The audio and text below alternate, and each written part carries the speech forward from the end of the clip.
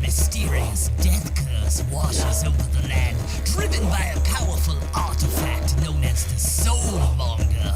4 would-be heroes have been sent to the jungles of Chult to destroy the cause of this terrible affliction. Vale, the half-elven paladin, who's just now learning of his divinely granted powers. Ubo, the total monk from a distant land, who's as quick with his wit as he is with his staff. Brilinya, Aasimar warlock, sent on this quest by her temple, discovering herself in this strange new land.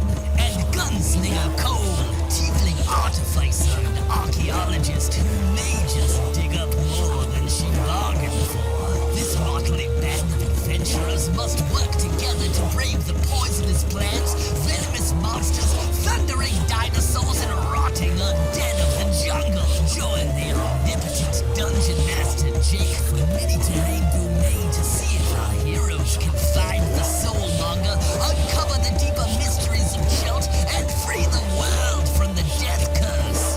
Welcome to the jungle. Welcome to Chult of Personality.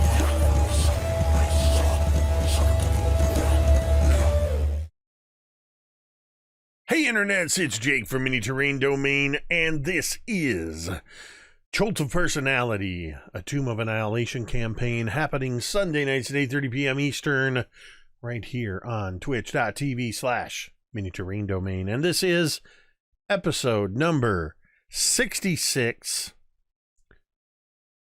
Exploring the Gears.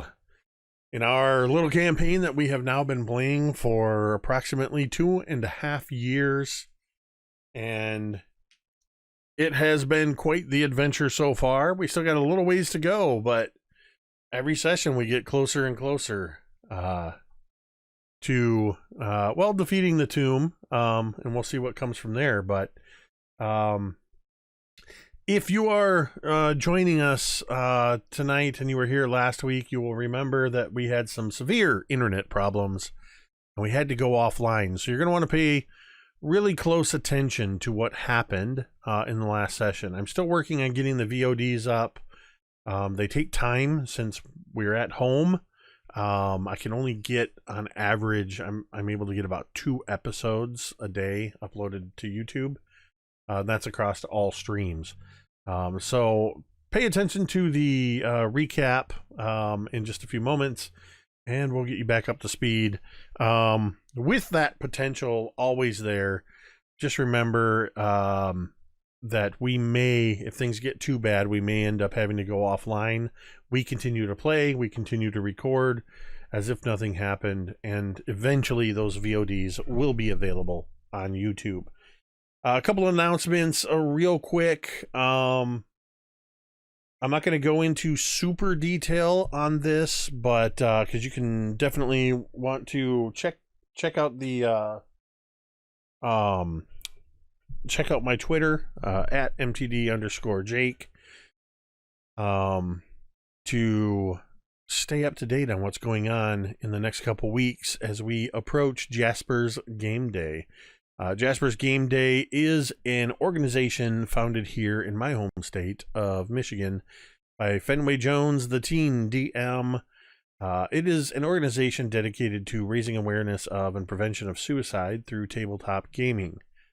In the first week of May, right here on twitch.tv/Mini-Terrain Domain, I will be hosting Jasper's Game Week. That is going to be Sunday through Thursday, 12 hours a day from noon to midnight, a total of 60 hours of mostly, actually, I think it is all D&D, mostly 5th edition. I know we got a 2nd edition AD&D game going on, but we are going to have next Sunday night, Sunday, May 3rd, in this time slot will be the first of the flagship games, so the last game of that day. But the flagship games that we got lined up for you that week, from 8 to midnight each day. Day 1, we've got Todd Stashwick, a Hollywood actor and writer, who also has in their game Matthew Lillard from such classic movies as Hackers and the Scooby-Doo movies as Shaggy, Scream, and also happens to run the company Beetle and Grimm. We've got Day 2. He's an up-and-coming dungeon master in the world of D&D. He goes by the name of Christopher Perkins. Up-and-coming. You've probably been living under a rock if you don't know who Chris Perkins is, but that's okay. He does work for Wizards of the Coast. He's run the Acquisitions Incorporated games for over a decade. Ran around 150 episodes of Dice Camera Action. Played Spurt in the new Critical Role Campaign 2. Just very, very awesome that he's going to be here running a game for 5 people that bid in an auction to get those seats. We also have a game by Kaylee Bray of the Princess's Dice and Everything Nice, I believe is there. Damsel's Dice and Everything Nice, that's what it is. YouTube channel. They play as Disney princesses that play Dungeons and Dragons, among other things. And then we've got a game the next day by B. Dave Walters. And I know Kelly the Opera Geek is going to be one of the players in that game, along with our own Mike the Piper. And then the last game of that week-long series is going to be Dawnbringers. I will be leading M along with the rest of the Dawnbringers through another adventure, and we will be closing out the fundraising week. Our game will be preceded by Satine Phoenix's game, and we just got a ton of games going on that week. Our friend Dwight, who plays in All That Glitters with Mike and M and I, he's going to be running an awesome Teenage Mutant Ninja Turtles game earlier in the week. My son's going to be a player in that. But we've got tons of celebrity guest appearances. That AD&D game I told you about, that's Stefan Pokorny, the founder of Dwarven Forge, that's running that. We are going to be giving away tons of prizes. And we've got lots of great sponsors that have provided some pretty cool things. But all of this is to raise money for Jasper's Game Day, with that funding going to benefit suicide crisis centers around the country. And ahead of the fundraising event, the charity stream, you can always type !Jasper in the chat, click on that link, and it will take you to the direct donation link for Jasper's Game Day. Another way that you can give money to Jasper's Game Day and that wonderful cause and get a little something for yourself is type !coffee. Click on the link and get yourself a 12-ounce bag of Metide roast coffee, a medium Brazilian and Peruvian roast coffee in partnership with Initiative Coffee Company and their Help Action. For every 12-ounce bag you purchase, $3 of that will go to benefit Jasper's Game Day.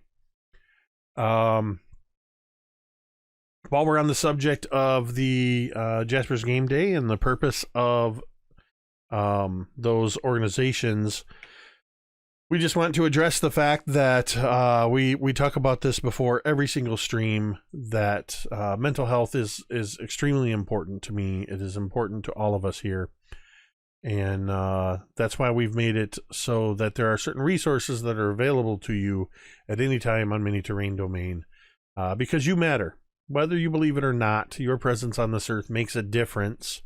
And it can be a struggle, especially during this crazy time that's going on right now. Self-isolation, social distancing, the quarantine, all of those kind of things.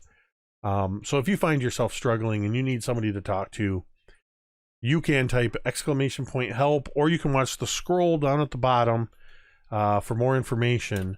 And these wonderful resources will come up on the screen. In the United States, you can call the National Suicide Lifeline at 1-800-273-TALK. That's 1-800-273-8255. If you are in the military or a veteran of the armed services, you can press the number 1 after that to talk to a military specialized counselor. Or you can text 741-741. In Canada, you can reach the crisis text line by texting the word connect for English or parler for French to 686-868.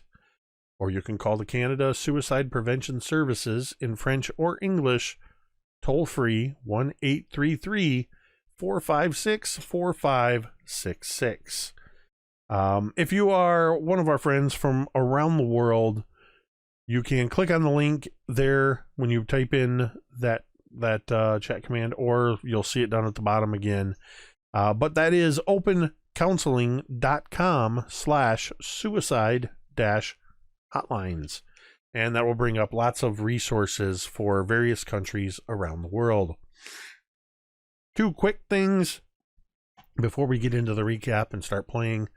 One is a huge thank you to D&D Beyond. All mini-terrain domain Dungeons & Dragons games are powered by D&D Beyond. They were kind enough to grant us insider access, which is why you can mouse over the stream, and you will see those characters pop up. Right now you can see that they are all level 13, and with the exception of Qualu, they are all at maximum hit points, triple digits, with lots of bonus hit points available in there as well. Qualu had a bit of a problem with some shambling mounds last time. The other thing is domain dice. You can see down below me there are some devils, the lovely green devil face, which, real quick, bonus announcement, if you like this green devil shirt, you can type !merch. I'll do that for you in the chat. There is a link to where you can buy a shirt just like this. Or I don't know if anybody's wearing theirs tonight, but we have our Chult of Personality shirts that are available, and a variety of other stuff. But domain dice, every time we get a subscription, a resubscription, a raid, $5 tips, or 500-bit cheers, I give them domain dice, or rather you're giving them domain dice, which allow them to re-roll D20 rolls and take the new number, or force me to re-roll, or an assortment of other awesome benefits. And that's it. That's it for the announcements. Let's play some Dungeons and Dragons. And with that, it was kind of ominous because I forgot to, I think I forgot to update the alert on here. So I heard it. I didn't see it on the screen. Maybe it was still there. But it kind of startled me because I changed the tone for that. So there is a new domain die for that meta subscription that puts us at, I believe, 16. So we'll get rid of this, but we'll give you this one back, and then we'll take away a couple of those. There you go. All right, special recap, in particular for those of you that could not watch the end of, because of technical difficulties, what happened in the level known as the Gears of Hate. You were able to move your way through. You early on, you went down, you discovered the giant construct named Napaka that was going to attempt to roll over you with its massive stone form. But prior to it rolling down, you did discover the gargoyle puzzle. And you were able to reveal the massive gemstone, the massive ruby that was in its palm, that turned out to be the Eye of Zaltak, a very important gemstone to Taliel in particular, as the last surviving member of the Company of the Yellow Banner. As it ultimately, it was their whole point to entering the Tomb of the Nine Gods, to find that very artifact. Taliel was also, I believe, was the one who wielded the adamantine staff or scepter that single stroke destroyed the construct by the name of Napaka. Moving back through the rooms, they exercised some caution. They went out into a dock area where they briefly Vale had to deal with an obstinate, hungry door that wanted phosphorescent crabs. They also dealt with a peculiar childlike aboleth, an aboleth with tens of thousands of years of knowledge, but apparently the mind of a child. That proved to be of a small amount of help. It did provide them with the skeleton key head that had been lost when Dunala had fallen to his death quite some time ago. They also discovered that these stairs in this area led up to all the way up to the second or third level of the tomb, providing a possible way of escape at a later time. They did not want to test out the boats that were named in rather ominously to them, Predator and Prey. Instead, choosing to go back into the gears, they found a room with a control device, which we still actually have, and this is where Brilinya is currently. The control device that they discovered had the blue dial, the red button, the blue button, the star-like lever, and a series of icons across the wall indicating positions of the gears. They had rotated the positions of the gears in such a way as to allow the others to deal with whatever they may come, to do a little bit of exploring, and during that time, Taliel and this is a little complicated because they decided to do a three-way party split. Taliel and Vale went into the far gear where they discovered these peculiar wardrobes, wooden wardrobes along each of the 5 walls. They also discovered an exit to the north that was blocked by a portcullis. Vale said, and above the portcullis were these teardrop gemstones, 5 of them. Vale decided to misty step through, go to the other side, found a long set of stairs leading down to a room where there were lots of bits and pieces of broken armor, weapons, and things like that. He could see in the far side there was some sort of archway with that went on to a further area, and there was also a set of stairs leading down. But as soon as he set foot on the floor of that room, all non-magical equipment in his possession, including his small clothes, his pack, all of his gear, instantly corroded, turned broken, rotten, useless. So he quickly got out of there. They went back in. At some point, Qualu was left in the one room to deal with 3 shambling mounds that came rising forward out of the muck. And while he did dominate against them, he took a few blows along the way as well. Deciding it was best not to chance anything further with this particular configuration, they used their predetermined signals to bang on the walls.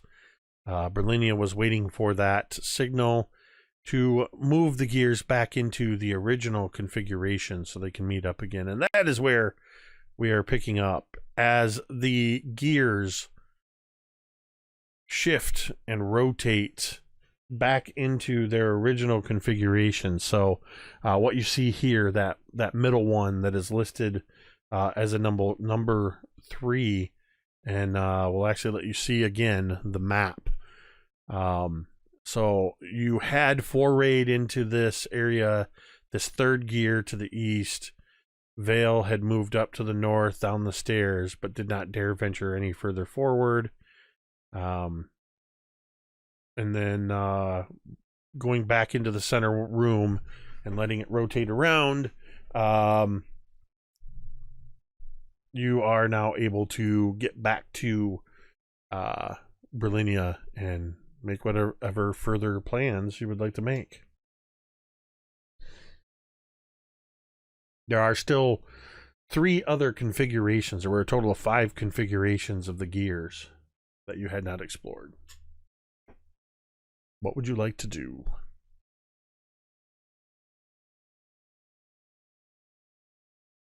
As the gears settle back into place and you now have access back to Brilinya.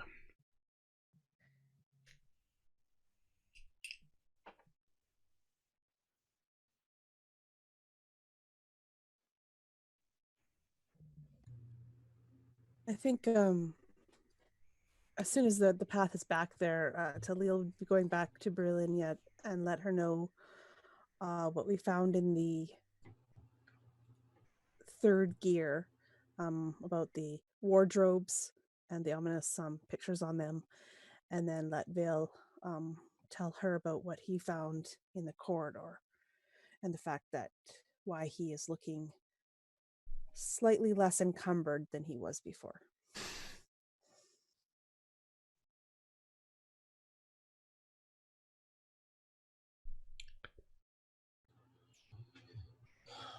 Yeah, it's dangerous going that way. We should all be a little bit careful. I don't like the idea of opening any of those wardrobes if we don't have to.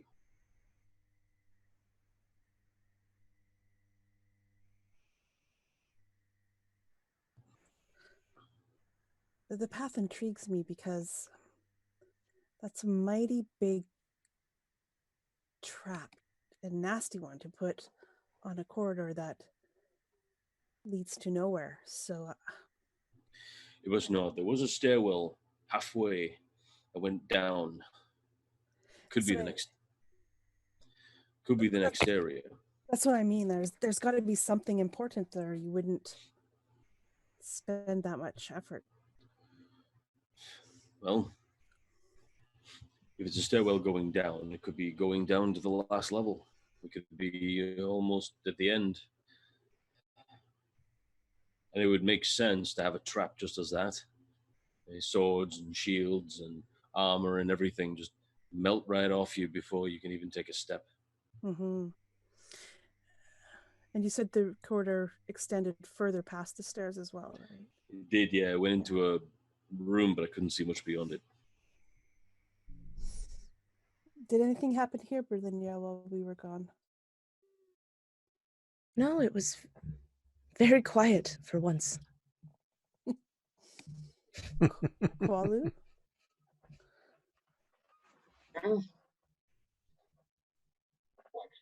Did anything happen to you while we were separated? Well, there was this time when I was younger. But this is not a story that I should say.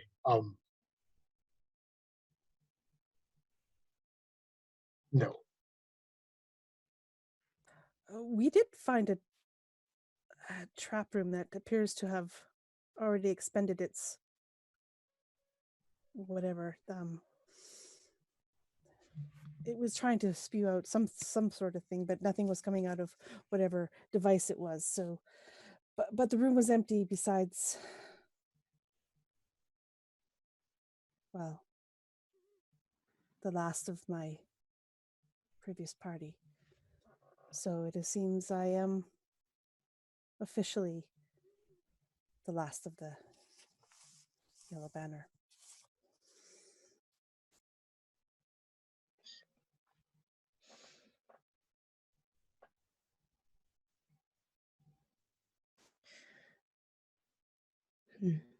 So what do you think we should do?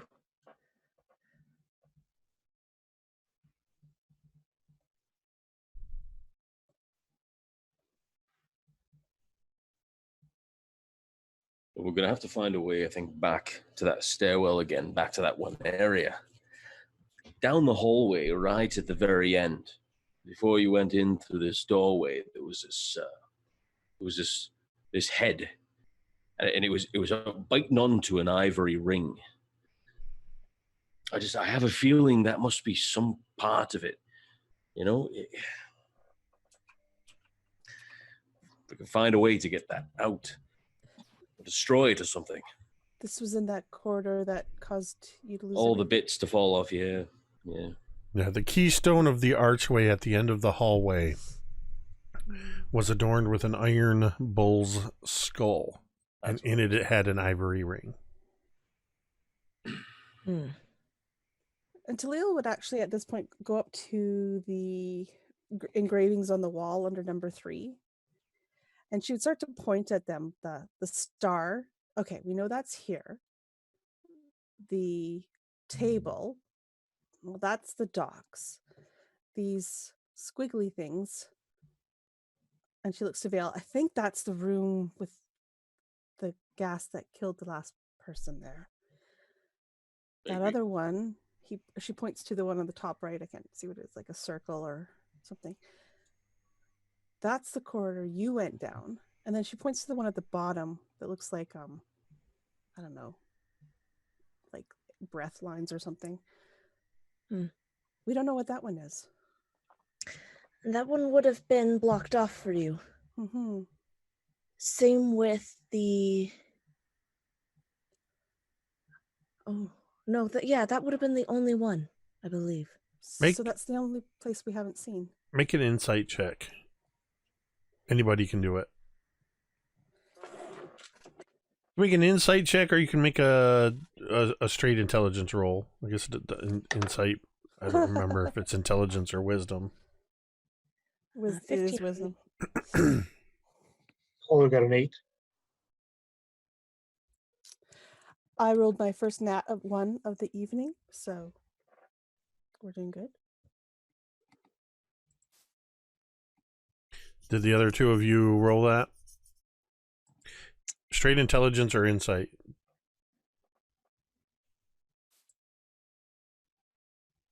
Got a 15.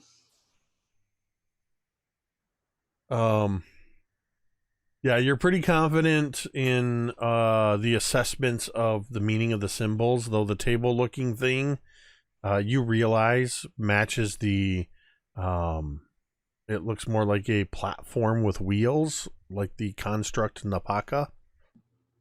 So that seems to indicate where Napaka was. As you said, they all lead to the one thing at the top seems to be almost like a look almost like bricks forming a sort of a gateway.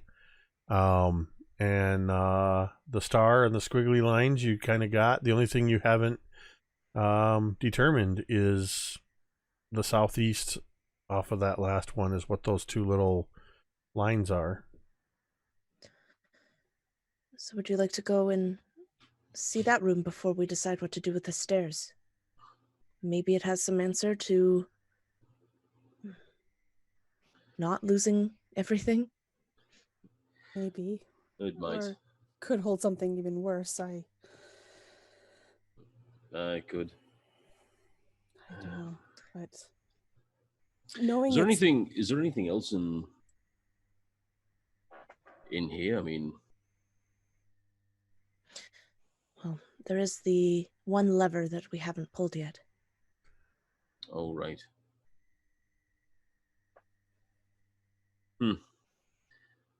Notice that. It's like a big gold one.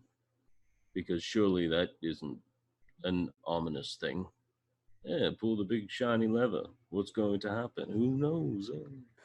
well, we didn't want to push the big red button because that's usually a bad thing, and we pushed it and it was a bad thing. So maybe the big shiny gold thing is a good thing. This seems like a tomb that is entirely designed to kill people. I highly doubt it's a good thing. But, feel free to pull it.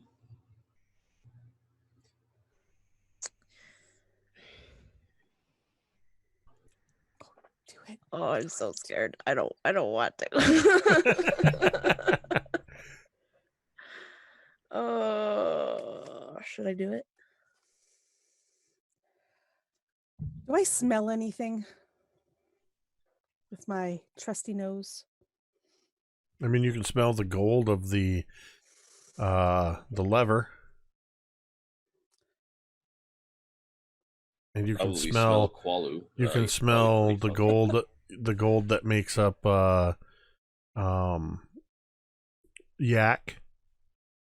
And you can smell any gold and jewels and whatnot that others are carrying on your person.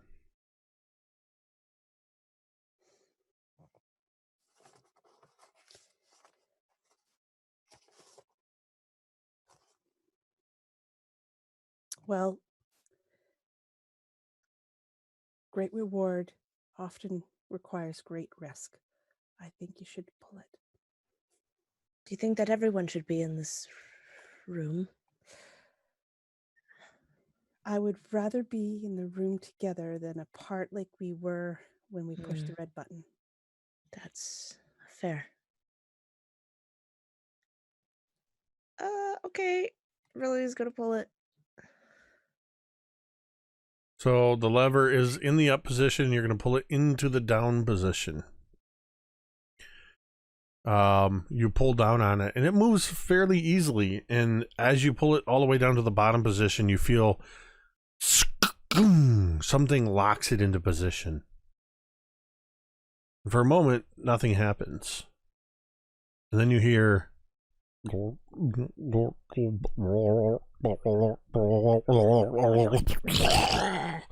And the three pipes in the wall above the what are they called? The symbols of the array of the gears begin to spew this greenish gray slime that you've seen everywhere around this level of the dungeon. They are spilling out at a rate that the room is the floor is already starting to get covered with this slime. Do any of the Lynette is immediately... I'm going to slam it in the up position.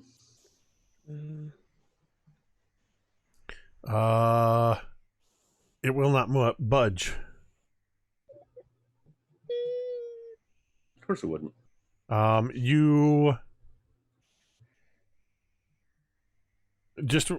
me put it this way. So if you grab it and try to push it into the up position, it doesn't move. You can attempt to... Somebody can either attempt to basically jimmy the lever using thieves' tools, or you can attempt just a brute strength check.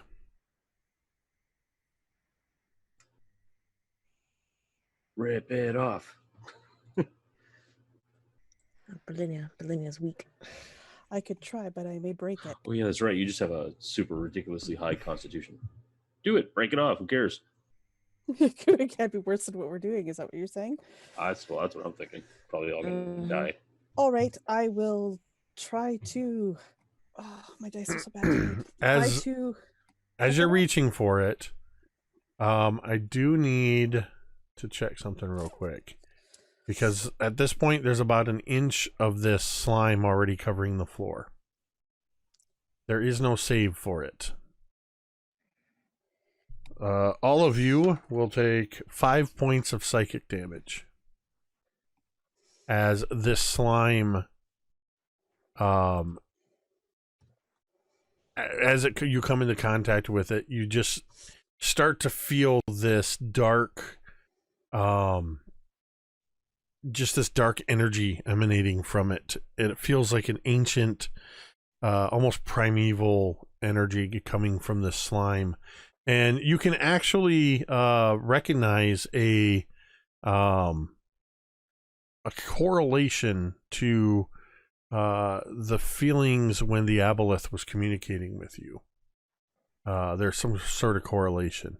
Taliel, you are going to attempt to just force the lever into position?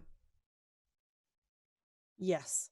Yeah, force it back up. All right, into give the me a upward strength position. athletics check. Oh, please roll well. Oh, that is so not happening today. I'm using a domain die. That's the second nat one.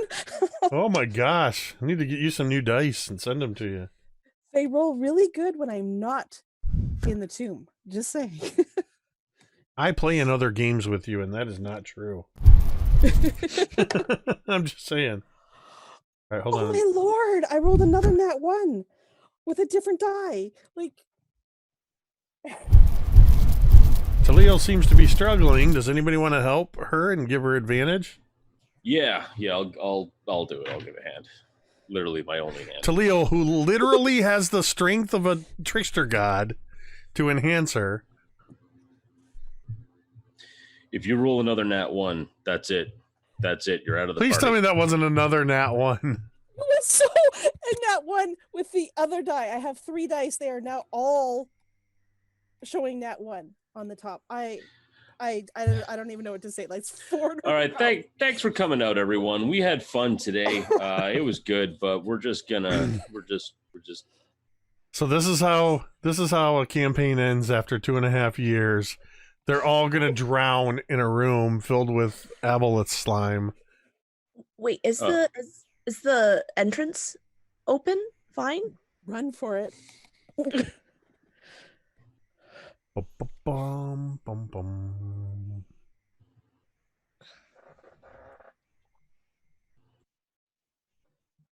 Interesting. Huh. Yeah, the door is open.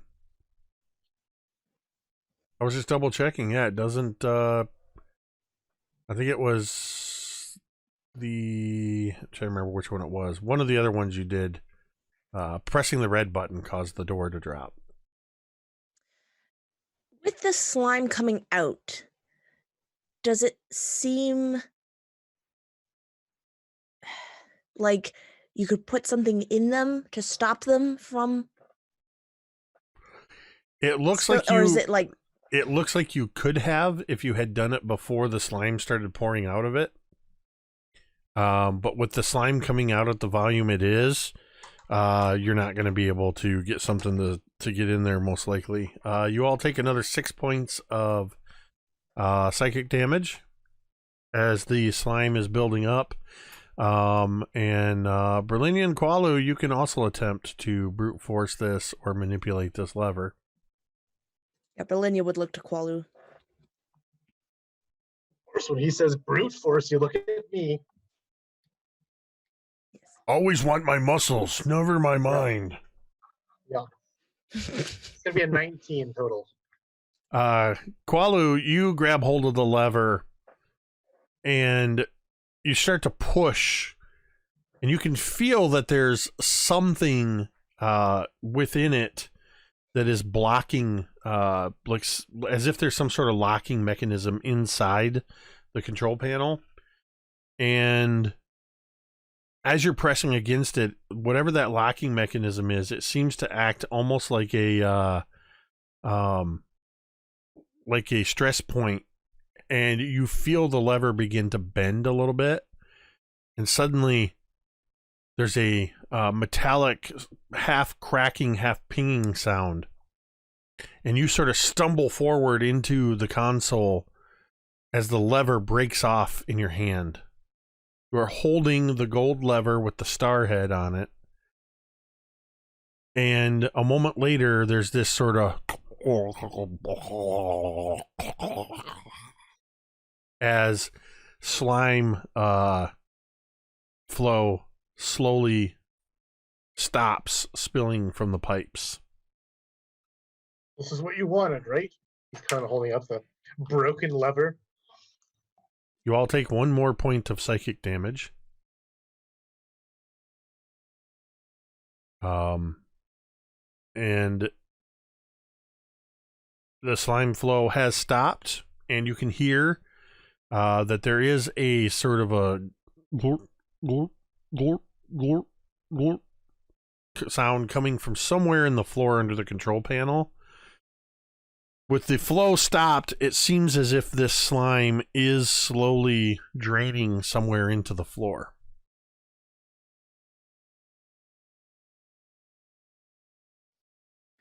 All right. Gold lever is not a good thing. But at least can't do it again. Yes. Where's all the slime going?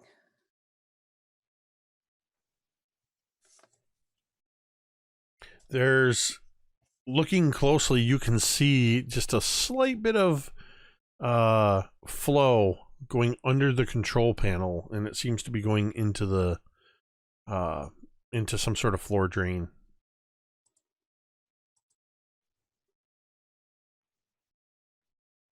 You said it's under the panel? Like Mm-hmm.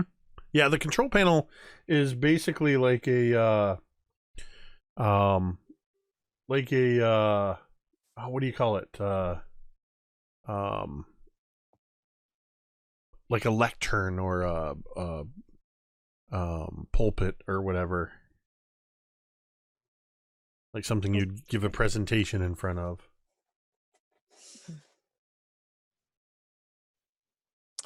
I would examine it, well, once it's drained enough, I guess. It may take a while, but then I would look to see how big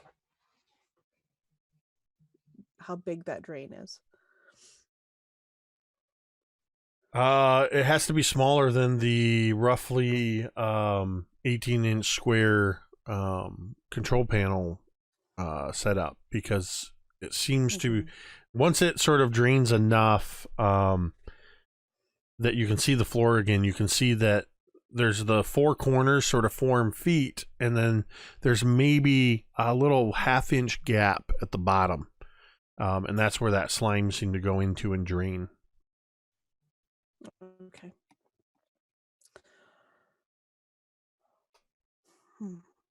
All right, now.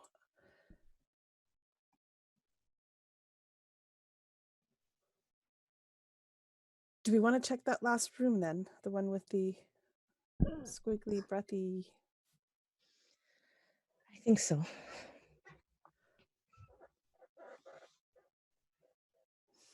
You would recall that the configuration that you had previously set, in which you were able to go from the wardrobe room to through the portcullis, also had a passageway open in that direction of the squiggly line, or the curvy lines.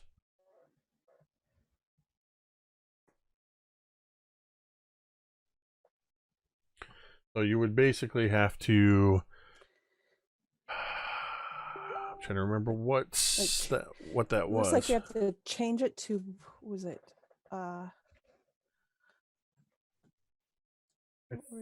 Change it to 1.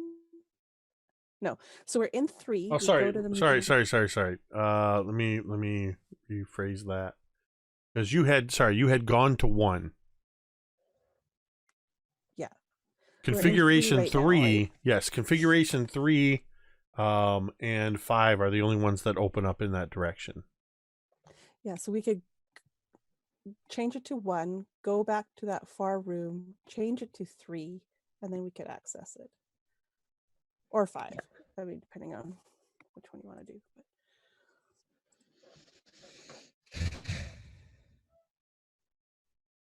Yeah, you could go right from 3 to 5 to get into that. Yeah.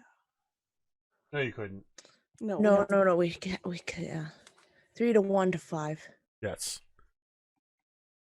The Serac and his stupid puzzles.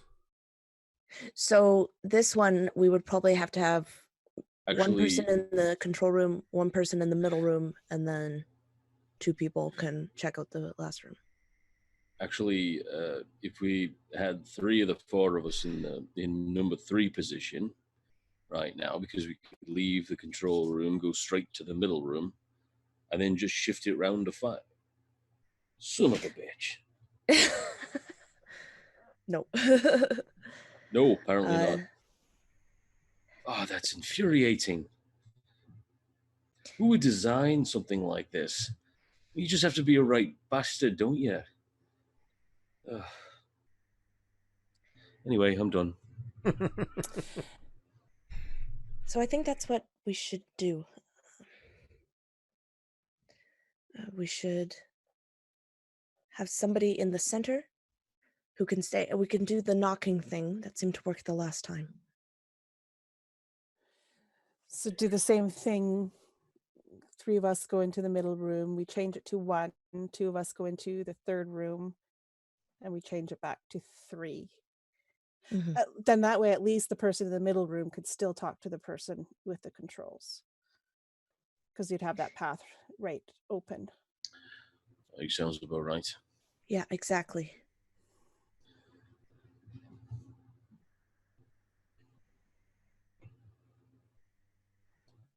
Oh, right. Who wants to be in that third room when we check it out?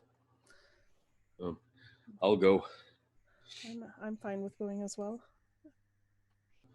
All right, but look, this time just keep your hands to yourself, Taliel. I mean, it was fine before, and I mean, it was nice and all, but just, maybe just ease it back a bit. Well, it's really hard when you take off all your clothes. That's fair. That's fair. Oh, sorry, Qualo, did you want to go instead? You all right? Last time Qualo went by himself, he got attacked by trees. That's fair. That's true. All right, well, come on, Taliel. Let's try to make the best of a more than likely awful scenario. I agree. All right. You watch. Next thing's going to be, I don't know, a dragon or something. It's probably a dragon. It's always a bloody dragon in these bloody dungeons, isn't it? So, same split as before. Because we didn't learn our lesson the last time. Right. So all 3 of you are going to move to the center. Brilinya is going to rotate to position 1, which will then allow you access to the third one, and then wait a couple moments, and then rotate to position 5, which will give you access down to the southeast, correct? I thought back to position 3 so that koala Yeah. and Yeah, that seems about right. Yeah, back to position 3. Wait. So, all right, I'm going to bring... hold on, because I want to make sure I'm tracking this exactly right. So you're in 3. So... Yeah. Yes. So we're in 3 right now, and Yes. we're going to walk... all 3 of us are going to walk to the middle one. Yes. And then Brilinya is going to switch it over to 1, to position 1. Correct. So we can so 2 of us can walk into the third cog. Gotcha. And then once we give the signal, or wait, like 20 or 30 seconds or so, and then Brilinya will switch to position 5, which we'll have to do. Position 3. 3. I got you. Oh yeah, that's right. That's yeah. You were not going to 5. You're going to 3 because that allows Brilinya and Qualu to reconnect. Yeah. Gotcha. Okay. So you are... Come on, Jake. It was obvious. Right. So now that I understand it, you are able to carry that plan out. It takes a few moments. You would all notice, of course, that as the center room rotates, every time it rotates, water spews into the room, watering all the compost through that sprinkler that is on a 6-foot pipe in the middle of the room. And then when the Taliel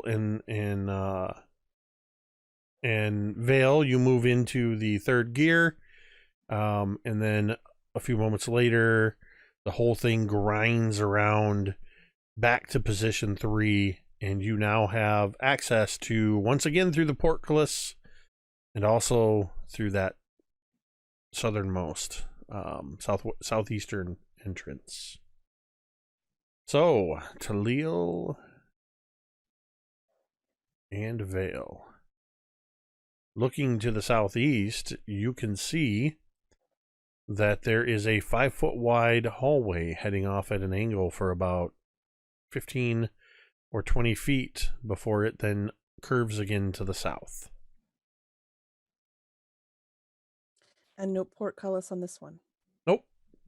Perfect. Just a slight gap. You have to step over the transition from the Pentagon room to the hallway where it's separated to allow for movement.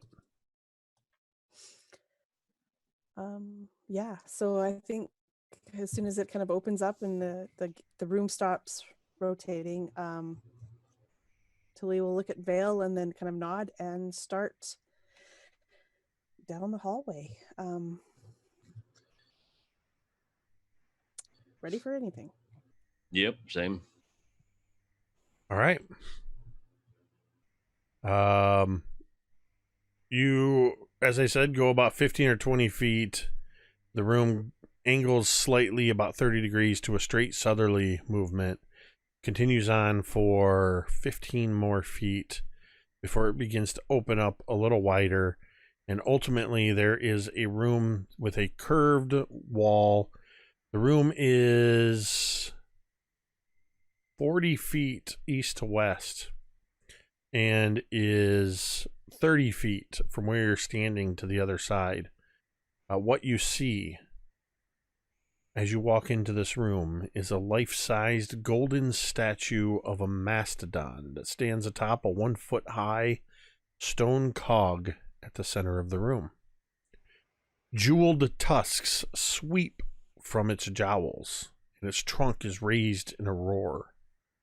Inscriptions coil around the statue's body, and murals on the walls show a Chultan warrior riding a living mastodon through a series of hellish landscapes. In each scene, a different breed of devil assails them.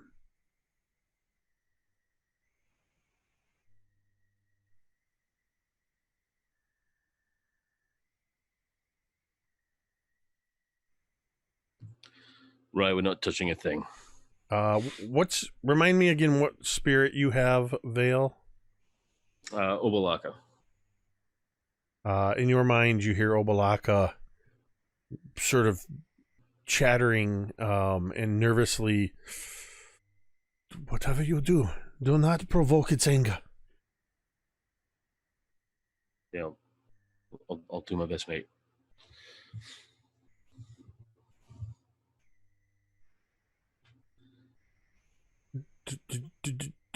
Do you know who that is? No, I imagine it's a big mastodon. That is Chagakari, Gesundheit. a Chultan warrior who stole his king's prize steed, a mastodon named Gom.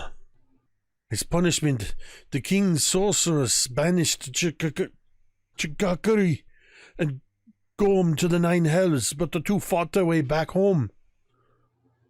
On his return, Chagakari chopped off the king's head and turned his skull into a jeweled chalice.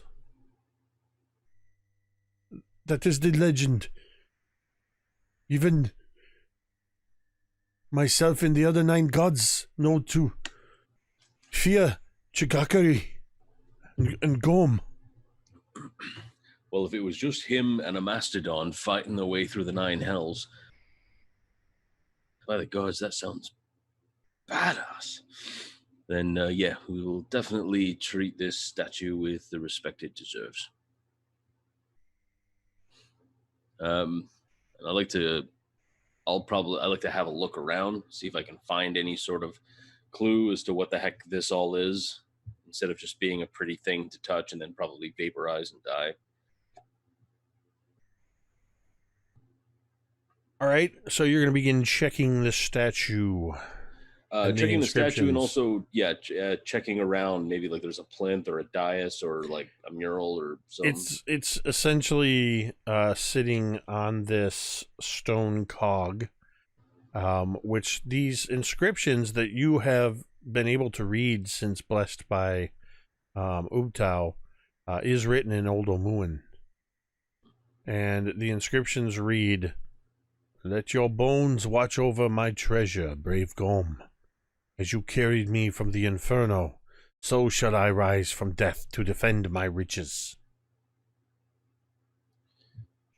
Go ahead and give me a investigation check. Okay. Oh, nice. So that's an 18. 18 on the die, 18 it is. All right. So as you're looking around this statue and just looking at it, it's incredible, the detail in this life-sized golden mastodon. And you notice that this stone cog on the floor, there are scratches around the edges that indicate that it can rotate.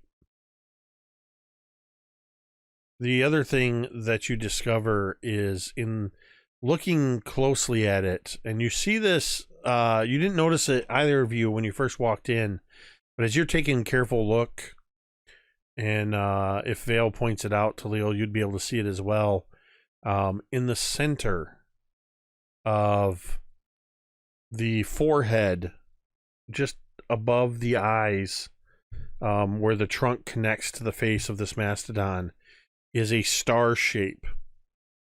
It is a very familiar looking star shape, as it seems to match the star on the top of the lever that Qualu just recently broke off.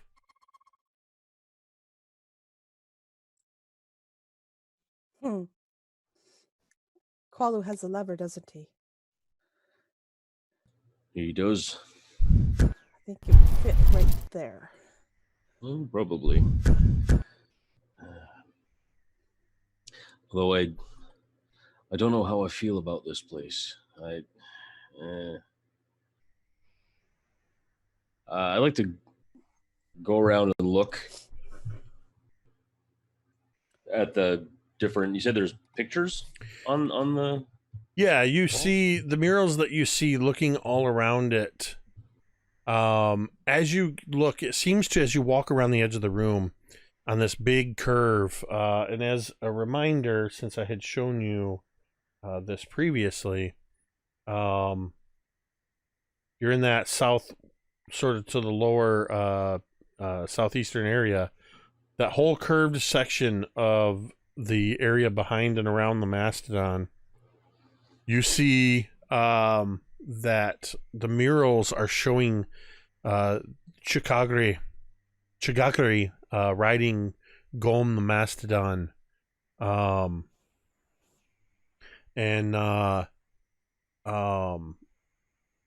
you're seeing that they're traversing through this hellish landscape, and they are fighting different types of demons all the way around. Beyond that, I mean, they're pretty detailed, very elaborate murals, but there's nothing more beyond that.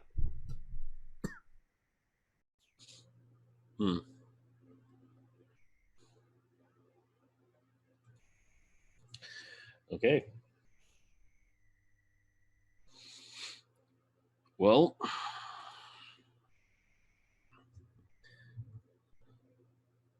looks like we're not doing nothing without that star pokey stick thing. You know what I mean? I guess we should probably head back. Thing is, I don't really know what to do in this case. I mean, is it going to need all four of us? Is it going to summon devils? Do we have to fight this fella?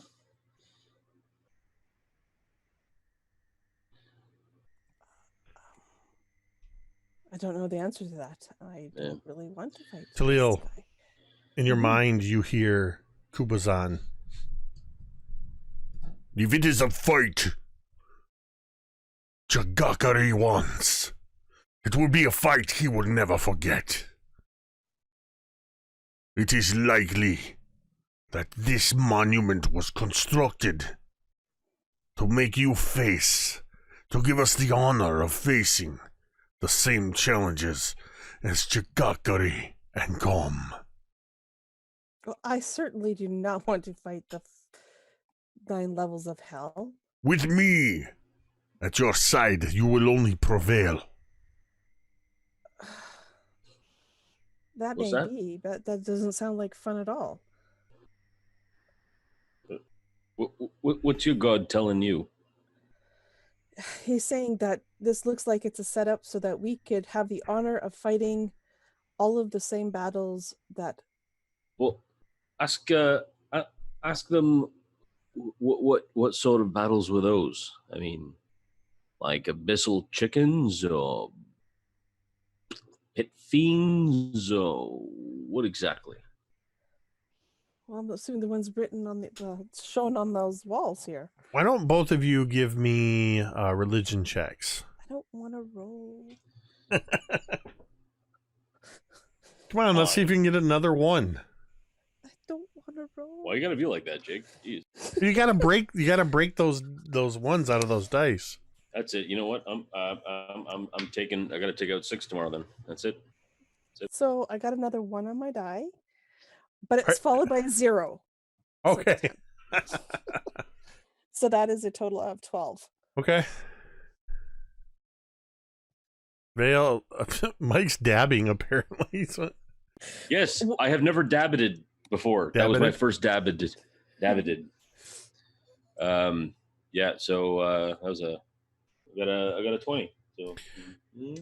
You then would be able to identify the devils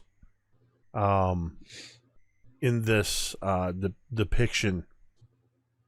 You see represented spined devils, bearded devils, barbed devils, horned devils, and Iranyes.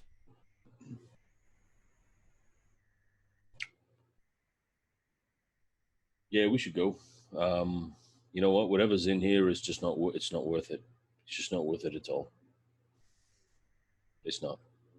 For once, I think I agree with the fact that this is too great of a risk. Well, not only that, we wouldn't even. All 4 of us wouldn't even be able to come in here, right? Exactly. So that means we'd be fighting with only 3 people. And that's if we time it right. Yeah. Yeah, it's not worth it. Not worth it at all. No, especially that last one. Whew. Likely kill us all. But these ones, and Taliel will be pointing to some random picture. That would be what looks to be a depiction of a winged female in all armor, ebony armor with massive horns and a whip made of pure energy. You know, it's unfortunate. You can definitely tell a man carved that. I mean, look how just ridiculous her proportions are, right? Yeah, that whip is way too small. Oh, well, it was even, well, I was going to say, I mean, you know, just ridiculous, you know.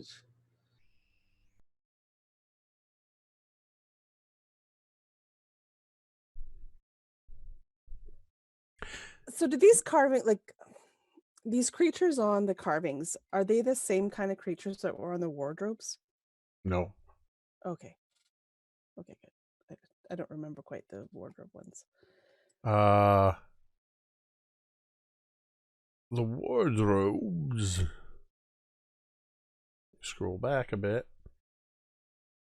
Because you did all get a good look at those, or the 2 of you did. The wardrobes you saw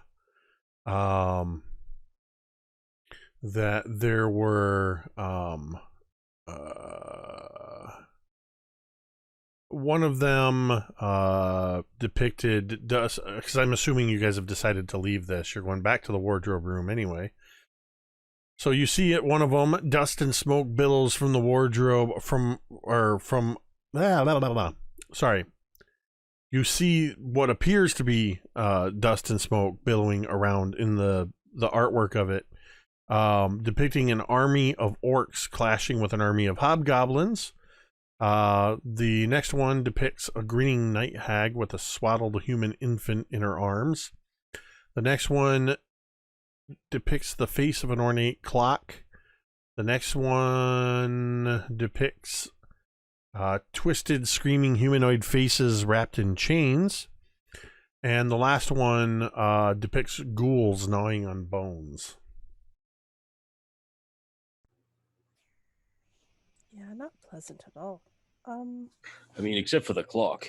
The clock seems to be the only one that's not dangerous sounding or looking. Except we know what happened last time we messed with the clock. True. All right. And just looking through the portcullis way, the portcullis is still there, right? Yep, you can see the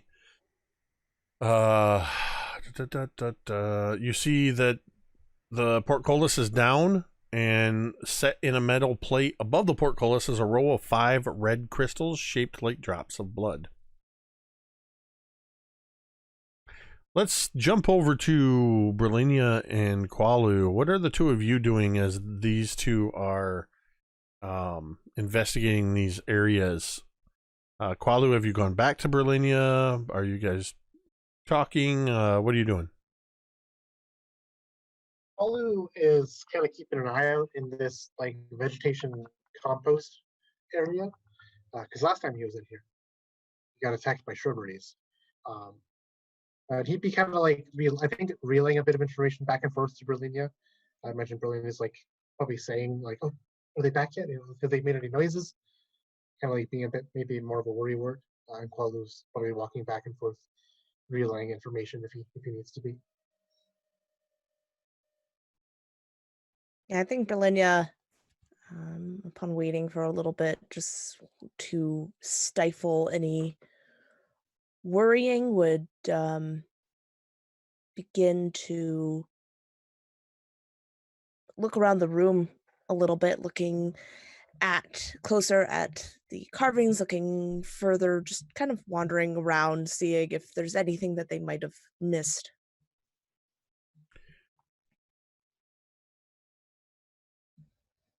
So that first, the leftmost cog is the one that is has an acidic stench that fills it. The walls, like all of the other ones, are covered in riveted sheets of iron. There's puddles of the gray aboleth slime in the floor. This is the room that along each wall, just beneath the ceiling, depicts 5 black dragons in frieze.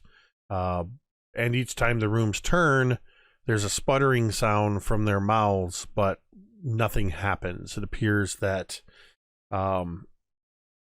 if there was at any time anything that was supposed to come from those mouths, nothing happens. The other room, the main room that you had dropped down into, has the pungent smell of rot that fills the room. Same riveted sheets of iron, the wild garden of sickly plants and rotting compost, narrow paths along the edges, the sprinkler in the middle, that as it turned, the water shot out into the room. And as Brilinya is walking around and investigating, go ahead and give me an investigation check, Brilinya. Vale, or not Vale, Qualu, are you walking with Brilinya? Are you just standing there watching? What are you doing? He'll accompany Brilinya. I got a 12. Qualu, go ahead and give me a perception check as you're sort of shadowing Brilinya. It's a 7. Okay. So you're walking along and you're just looking at all these different areas, and you do, Brilinya, notice that there is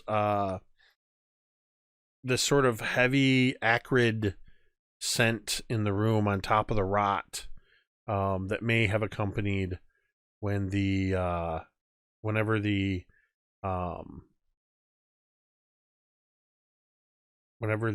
thing was turned and the water was sprayed out.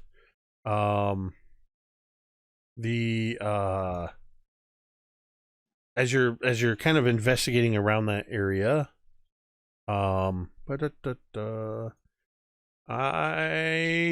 let's see. You got, what is your passive perception? 12 for me. Right.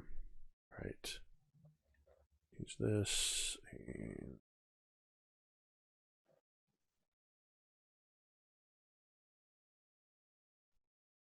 So, this will be, there we go. Okay. So, as you're looking at that, Brilinya, neither of you notice that the compost has begun to move. Which is why, Brilinya, you don't notice, and neither of you notice, as the compost rises up and lashes out at each of you. So I'm going to have you go ahead and roll for initiative, because the rotation appears to have triggered more shambling mounds to rise up.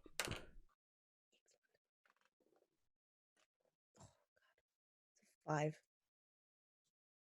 5 for you. Palu? 11. 11. Okay, so Cursing under his breath from this. they Damn, are more plants. each going to attack you. They get the drop on you. So Brilinya, 13 hit you. No, it does not. How about a 17? That does, yes. Okay, so you are going to take, let's see. You take 13 points of bludgeoning damage as you're sort of slammed against the wall by some of this compost. Qualu does a 16 and a 13 hit. 13 also hits.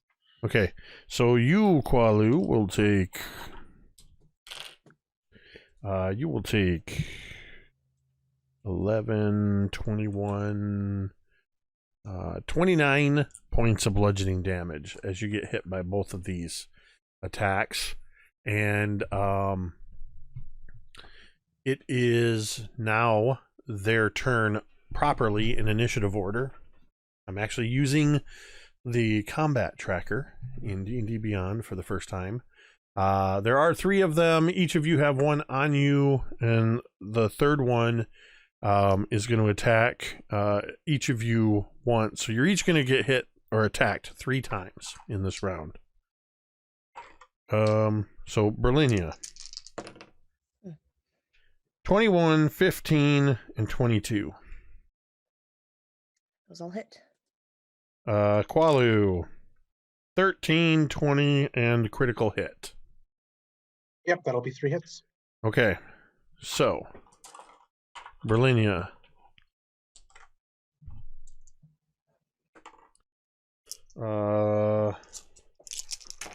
You will take 9, 24, 34, 46 points of bludgeoning damage as vegetation is just lashing out and slamming into you, slamming you against the walls. Qualu, you will take first 10, 14, 22 points of bludgeoning damage, and then the critical is going to be that's 16, that's 20, 32, so 53 points of bludgeoning damage. As it appears as if the vegetation all around you has almost exploded outward, rising up, and just multiple. It's hard to even tell that there's 3 separate entities here as they're lashing out at each of you, striking you with vines and branches that you could also possibly assume might be bone within them. And Qualu, it is now your turn. Qualu has been battered down to his relentless endurance, sitting at exactly 1 hit point, because that would have knocked him to 0. But he's standing, he's grunting. He's going to use, for his bonus action, his fighting spirit to kind of get a little bit of breath to work here. To gain some temporary hit points. And I'm going to make my 4 attacks against this nearby creature that's attacking me. Yep, that's right, because you have the spirit god of Shagambi. Yeah. That is giving you an extra attack in there. 20, excuse me. 20 to hit. Then a 23 to hit. Then a 19 to hit. And a 20 to hit. All of those are going to hit. For speed's sake, you are looking to beat armor class 15. All right, perfect. And are you concentrating these all on one? Yep. Okay. So this is going to be 26 damage for the first hit, 23 damage for the second hit. Another 23, so that's 28, 23, 23. Finally, that's a reroll. 21. All right. And what are you attacking with? You have your staff of striking. That's right. Yep, staff of striking, magical bludgeoning damage. As he's wailing into and kind of bashing, and snapping these vines and branches to dismember this thing. Brilinya, you watch as next to you, Qualu seems to just be a flurry of.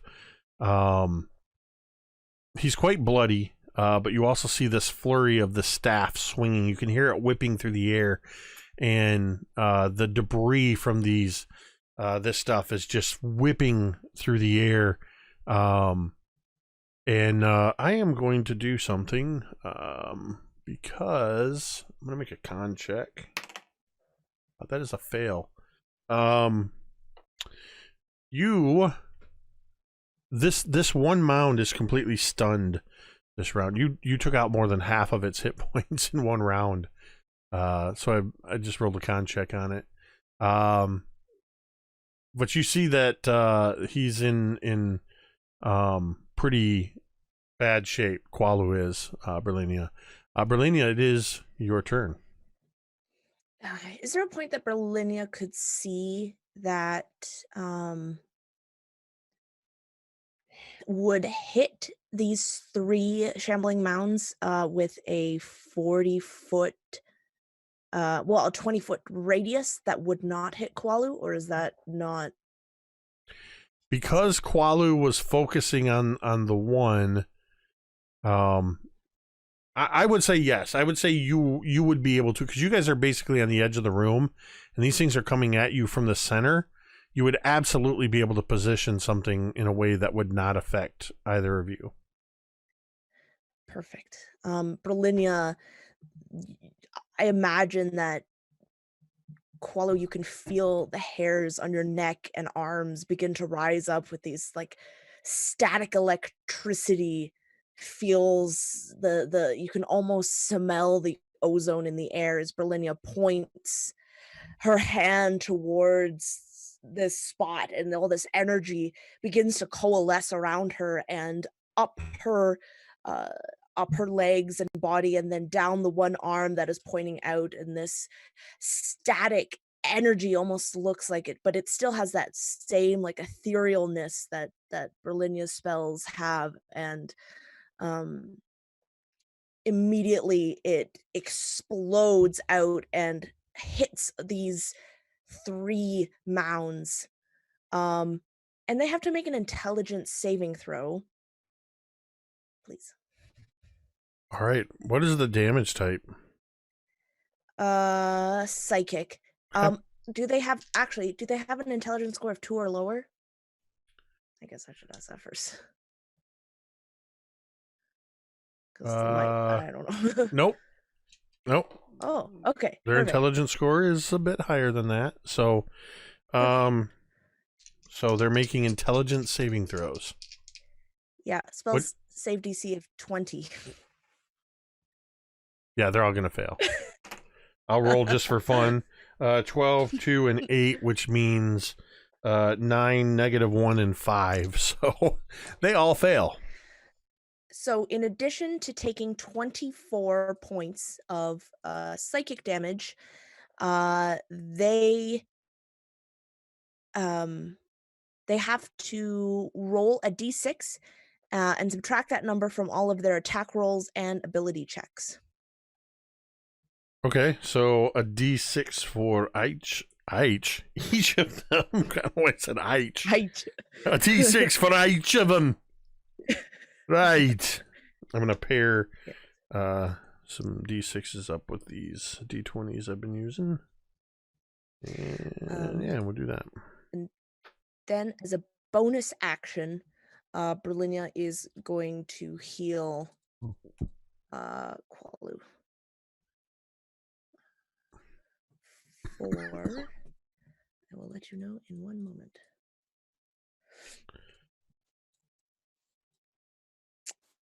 Uh, 19 points of healing. Whoops, that's the wrong one. Wow. All right, so you gave Qualu 19 points, you said? Yes. Qualu, what's your actual HP right now? I'm at 20 with 10 bonus. Okay. Temporary. So 30.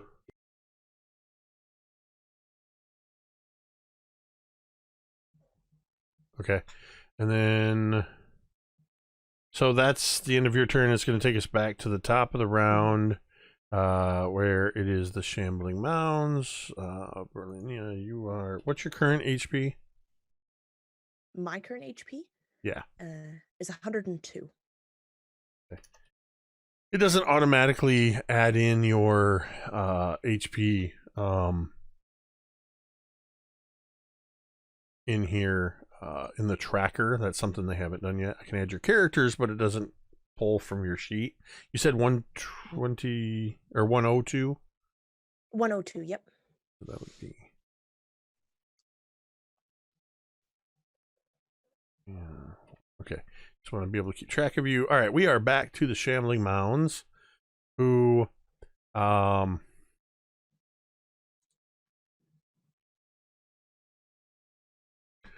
now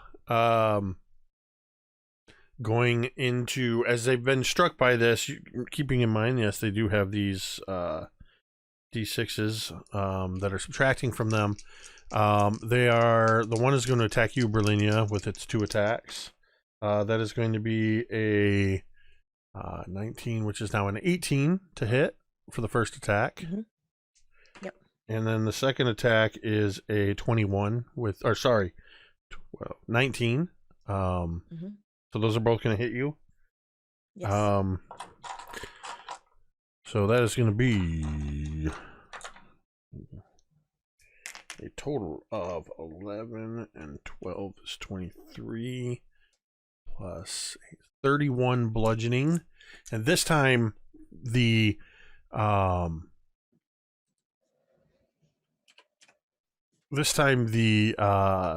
creature, as it hits you, it wraps its tendrils. You feel this compost and these vines and stuff begin to wrap around your arms and legs, and it begins to pull you inside of it and engulf you. You are now blinded and restrained, and you are struggling to breathe. Fun. Qualu. There's 2 of them remaining, or 1? There's 3 of them are still up. 3. Excuse me. All right. The one that you've done the most damage to is what's attacking you right now. Yeah, he's going to try and finish that one off. So, well, I mean, they're attacking you. Oh, okay. Only one of them has attacked. Perfect. Brilinya. This one's attacking you for a 20 and a.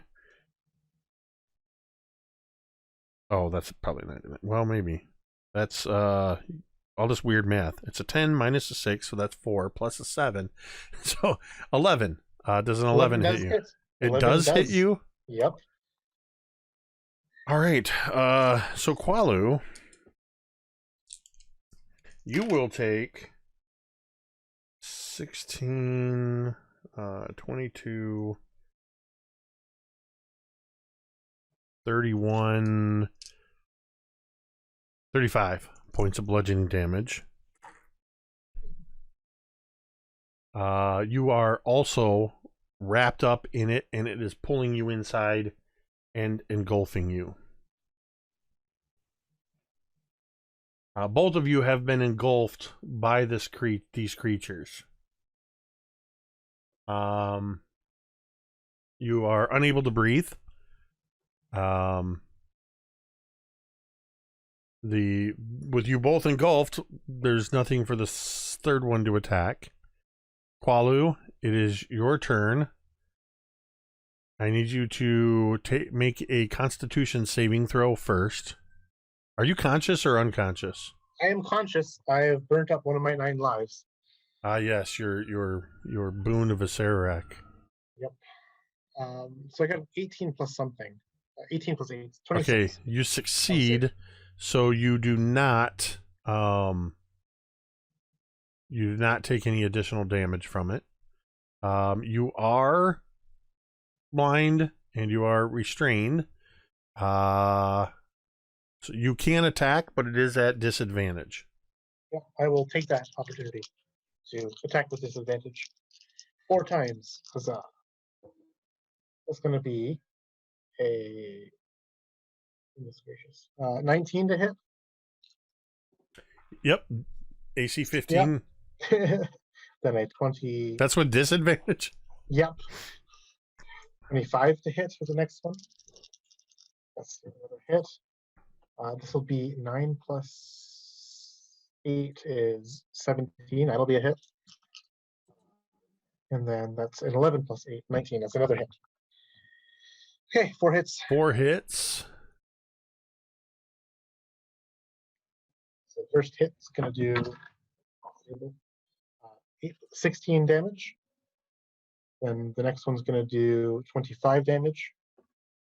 And then 22 damage. So your third attack, you rip your way out of the inside of this shambling mound. And you are able to push that fourth, we'll still count it a hit. You're able to push that fourth attack into the shambling mound that is right next to it.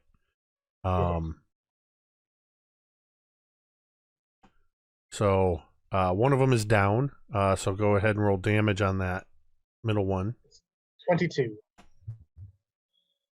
And you would notice that Brilinya is nowhere to be found. Brilinya, I need you to make a Constitution saving throw. All right. Oh no. I'm going to use a domain die. That's what they're there for. Oh, and that's still 13. Not enough. You feel as the breath is being literally squeezed out of you, you feel as your ribs begin to bruise and maybe even begin to crack a little as you take 20 points of bludgeoning damage. You are blinded, restrained, unable to breathe. So about all you can do is attack with disadvantage unless you have other abilities that you can attempt to utilize. Let me see. Because a lot of these are very dependent on sight. Right. And you're level 13, so I don't want to say all you can do is, because there's a lot you guys can do. Meanwhile, Taliel and Vale are just, oh yeah, there looks like orcs on this one. Oh yeah, I definitely don't want to open these wardrobes. They're debating whether or not they want to open wardrobes because they might be a little dangerous. Smash cut to Qualu breaking free from shambling mounds, literally on the brink of death, and Brilinya trapped inside one shambling mound. Please be okay. I would hate to be trapped here. This might be. Okay. Brilinya is going to use Guiding Bolt. It is a ranged spell attack, so she'll make it at disadvantage. But she just needs to use her voice. Excellent. And it would have been at disadvantage anyway. So super disadvantage.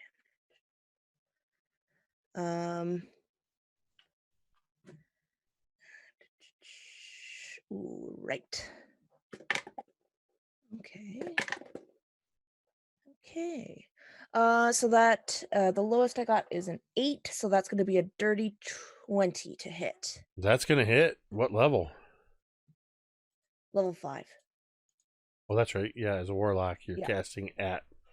So that's how many? Because Guiding Bolt's a first level spell, right? Yeah, so it's going to be 8d6. Wow. That's going to be 35 points of. Wait, what damage is it? It's radiant. Ooh, I actually do extra damage when I do radiant, I believe. I believe you do as well. 13 additional, so 48. Yes, 48. All right. Qualu, you see from the shambling mound on the far side of the room, you see there's a tremendous flash of light from inside. And for a split second, you can see the silhouette of Brilinya within this creature. And then the light goes out, and you watch as some of this compost seems to wither even further, but it is still holding strong. The shambling mound that you first attacked, well, actually both of them are going to come at you, Qualu, because you struck that second one. They still have this. How long do they have this D6 thing for? Ever? Well, they keep. I think a minute, but they can keep making intelligence saving throws. Is it a concentration? Ooh. No. Is this one of your invocations? Nope, it's just a spell. Okay. Just wanted to double check because you've taken some damage, but so the first two attacks against you, Qualu. Oh, jeez. I rolled a 4 on both of the D6s. That makes this one a 1 and this one a 0. So that's an 8 and a 7 to hit you. So that's gonna. I really want to say that those hit, but they don't actually say. That's going to be the far one. So the close one is going to be a -1, a 6 to hit, and a. Wow. I rolled a 6 on the D6 and a 1 on the die. So it's a critical failure, turning it into a -5. Qualu, you get to make a if you choose, you can use your reaction to make a attack of opportunity against that middle one. Let's do it. It's gonna be a 17 to hit. Absolutely. For 25 damage. All right. I'm really digging this encounter or this combat tracker, because I can just do all the math right there or type the numbers in. And it does the math for me. So, I haven't even been tracking I haven't even been using it properly. I'm still doing it in my head. There's a thing that you can track rounds with it. So, this is the third round, and it is now Qualu's turn. Qualu will continue his focused rage on these creatures, battering them back and forth with his goat-headed staff. He keeps wailing on them. No disadvantage because he's free from the focus. Yep.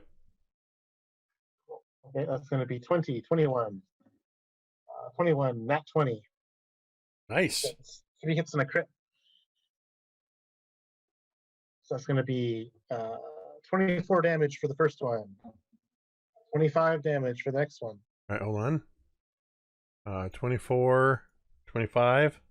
Yep, and then a 23. That third strike will destroy the middle mound. All right, perfect. So now I have a critical hit waiting to land. And I have a feat thingy. Let's see. When I score a critical hit with a melee weapon or reduce a creature to 0 hit points with one, I make another attack as a bonus action. Ah, nice.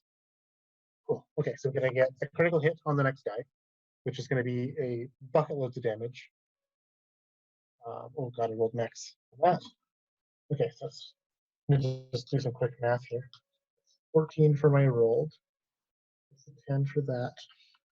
That's 8 plus 8 plus 8, 34. 48 damage for the critical hit. Whoops. 48. Mm-hmm. It is still standing. Finally, with my bonus action, I use my great weapon master feat, excuse me, because I scored that critical hit to do a bonus action attack, getting a 18 to hit, doing 21 damage. My turn is done. That is enough to finish it off. As you slam into it, the last of the mound seems to just sort of slough off, and they're suddenly gasping at the fresh air entering that you're able to draw in through your lungs is Brilinya. And you have destroyed these 3 mounds.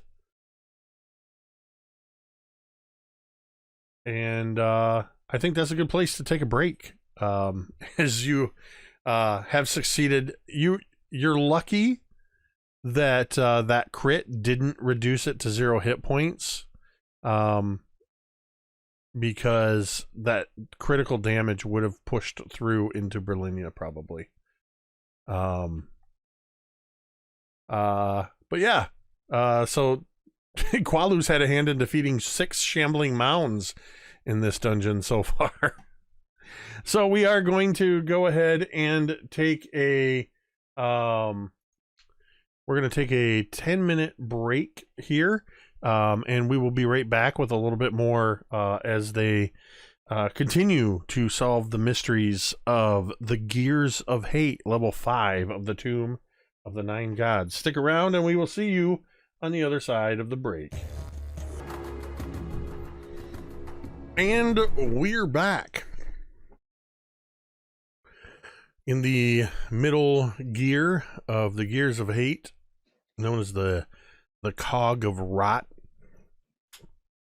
Brilinya and Qualu are covered in the detritus of the compost heaps that rose up to attack them, as well as quite a fair amount of their own blood mixing in with all of this,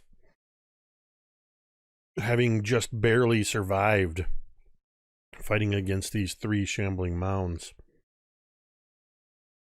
Over in the third area,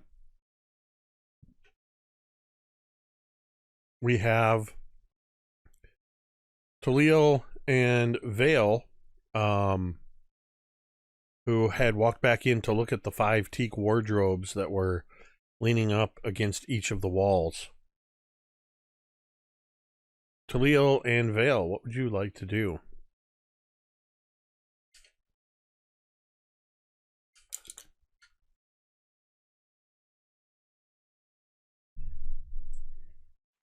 I don't know. You said the last thing I remember you saying is that there was the 5 gems above the portcullis. Mm-hmm. The portcullis has a metal plate with 5 red crystals shaped like drops of blood. And there are 5 wardrobes depicting various scenes on them around this room.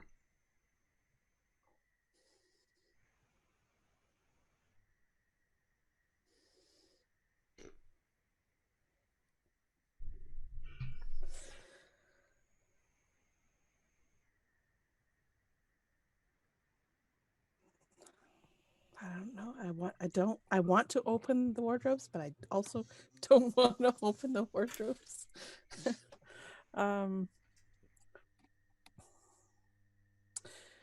guess are we done here?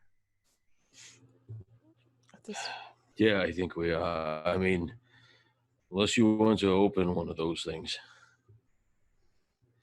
And if we do, I would just suggest the clock. I think that's probably all Taliel would need to open the one with the clock. Mm-hmm.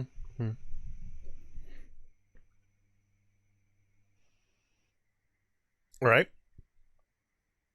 You reach out to the door carved, depicting the face of the ornate clock. As you grab the doors, or the door, rather, you can hear, as it's opening, you hear this sort of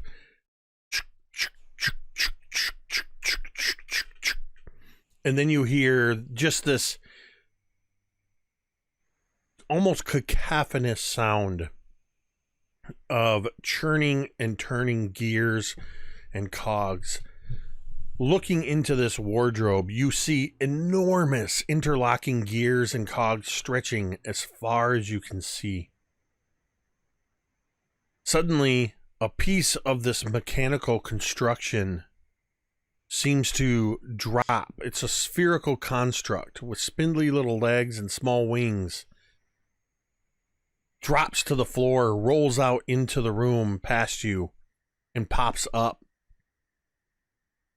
It attempts to right itself. It seems to be very disoriented in trying to do so.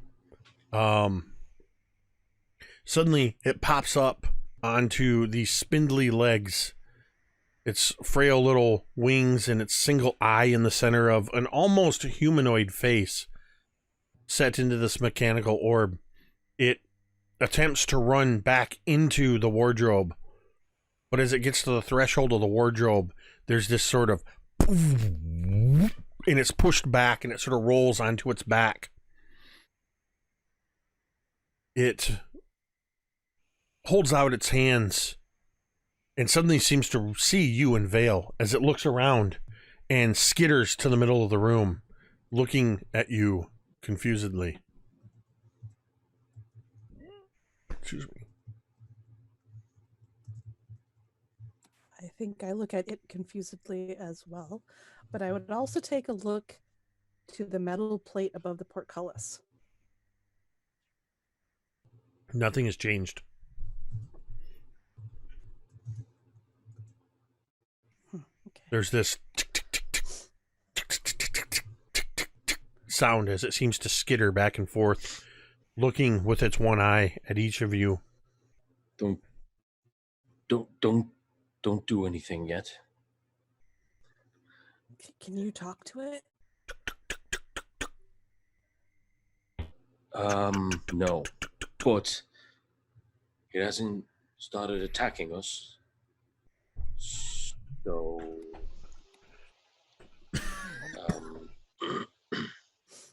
well, hang on. And I'm just gonna go and look at it in common. And it's like, we're not going to hurt you. We're just going to leave you be and please leave us be. It takes a kind of hold it takes a couple steps backwards, and as you hold your hands out, it takes it sort of mimics your action, but it takes one of its hands, and the spindly fingers seem to kind of go, and you see this about a 6-inch dagger rise out of its hand, and it sort of holds it, and then it. Nope, that's it. And I'll take a step back, like I'll just kind of overly gesture. Sorry, holding one arm up because I don't have another one. Kind of a nub, and I'll just back up a few steps, and not necessarily like stare at it, but just kind of go like that and just say, It takes another run at the wardrobe, and it tries to leap through the open door and is immediately rebuffed by whatever magic is holding it out and drops prone to your feet. The dagger skitters a little ways away from it. Oh, jeez. That poor lad. Hang on. Maybe there's a spell I can cast or something. Get it back in its home. I'd like to, but I don't have anything.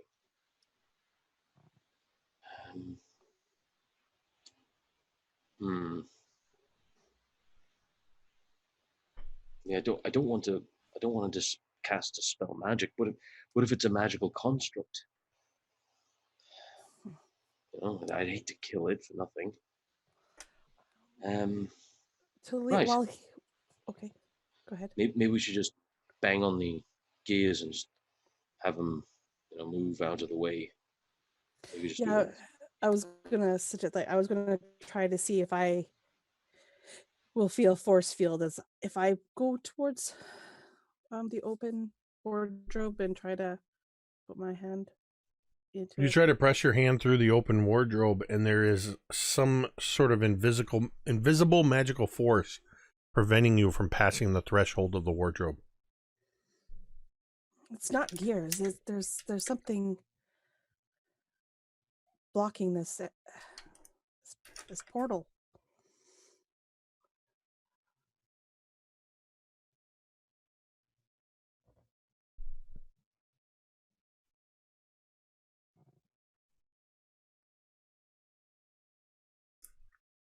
And are the gears still turning inside of it? Oh, yeah. Yeah. You seem to be looking into another plane, and as far as you can see are gears and cogs, pendulums. Like why does he have all these wardrobes? Like they look like they lead to someplace else, except that they're all blocked. And she would like kind of push on the like this force field that's in front of her. Mm-hmm.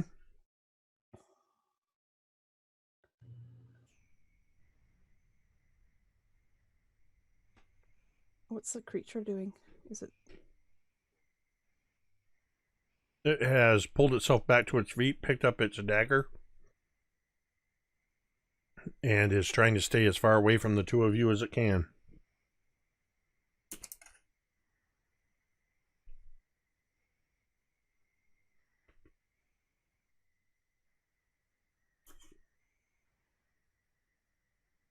Qualu and Brilinya, what are the two of you doing in the aftermath of your shambling mound ordeal? Brilinya is going to cast Cure Wounds on Qualu. And Qual would be like, that's the second time now. I could really use a short rest.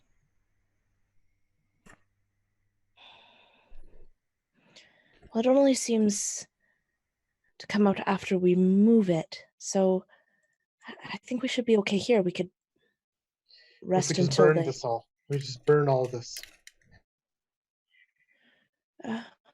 We could also try that.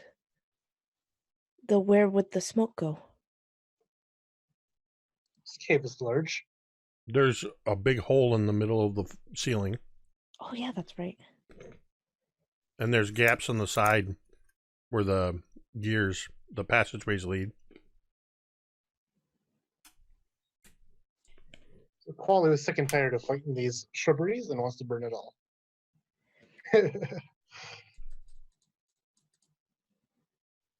Also, you heal 28 points. Nice.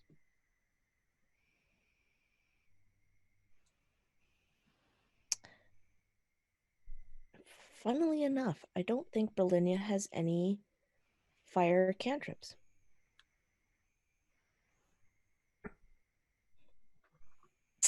So You have like a tinderbox, and you kind of like flint and steel to just strike a match and set it all Oh. ablaze. Well, it says I'm not going to make you roll survival to realize that all of this muck is wet. yeah. It's going to take more than flint and steel or a tinderbox to light fire to all of this.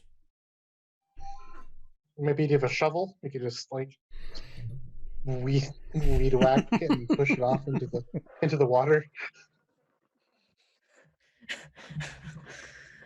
Vale and Taliel are searching for things. Meanwhile, Qualu and Brilinya open up their own landscaping business.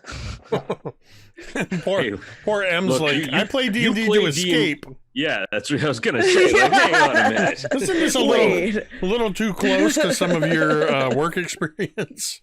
Yeah.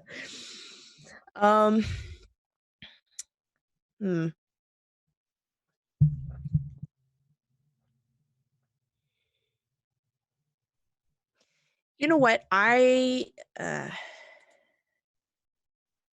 Yeah. I don't know.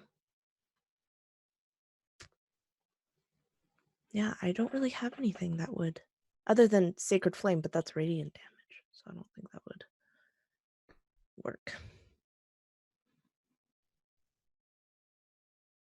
Well, if we can't deal with this muck, then Qualu is gonna be begging on his knees for a short rest. Yeah, Brilinya is okay with waiting and just kind of staying there until Vale and Taliel are finished. Okay. And hopefully that is a short rest worth. Well, we'll say so far for both of you, maybe a half hour's gone by. So we'll cut back to Vale and Taliel. The creature, this spherical construct, has maneuvered around the room a little bit, and is between two wardrobes on the opposite side of the room from you, and is sort of backed up against the wall, just holding that dagger in front of it as it seems to be looking around, its one eye periodically resting on the open door to that wardrobe.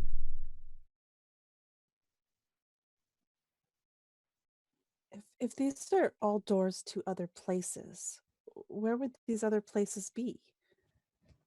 And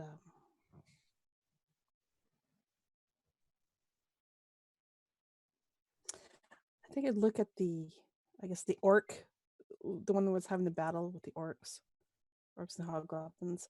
I don't know what role that would be to see if I've heard of what potential plane or place this would be. You could try to give me a history check. That will be a 17. You know that orcs exist within the world's, the lands of Faerun, pretty predominantly.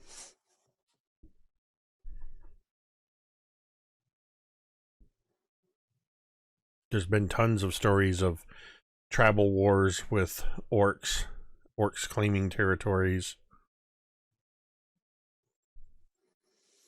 So maybe this one's a portal to a place in time, maybe. We already know he can mess with time. Maybe this is just time one. What do you think, Vale? Do you have any ideas? I don't know what's going on with this bloody portcullis, but I think we should maybe just, because the doors are still turned, right? The gears are like, we're not with everyone else yet, right? We're Right. still Correct. trapped. Correct. Look, why don't we just let's just get with everyone else, phrasing, but let's just go back to everyone else, and then we could just work on things from there. What do we do with that? We'll just have to leave them for now. Actually, hang on. Hey. I guess, yeah. No, it would be left hand. Hey, can you hear me? Can you understand me? Do you understand what I'm saying? It seems to react to your voice, but it's not giving any signs that any more than a wild animal would, that it understands you. Okay, you stay here.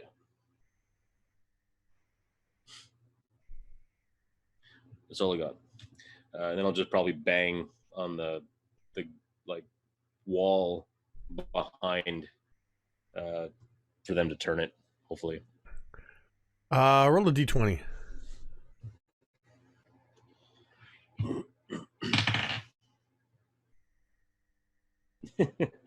That was a 3. Okay. So you begin banging on the wall. Brilinya and Qualu, you hear a sort of muffled banging coming from the other side to the east, where Vale and Taliel had gone. This predetermined signal that they would like to turn the gears back.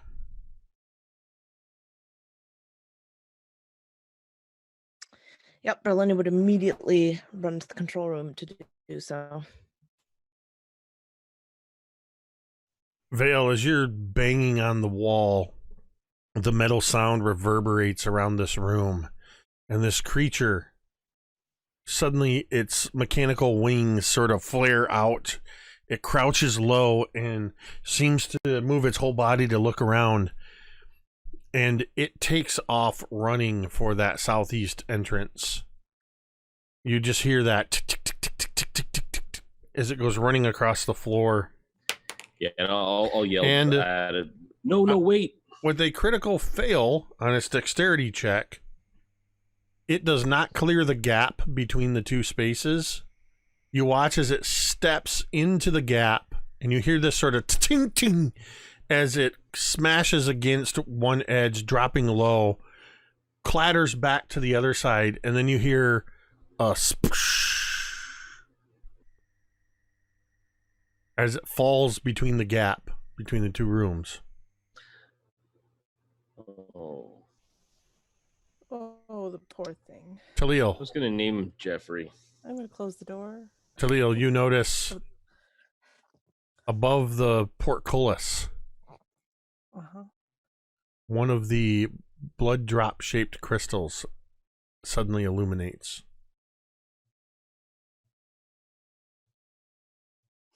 I would close that wardrobe door, and I would turn to Vale.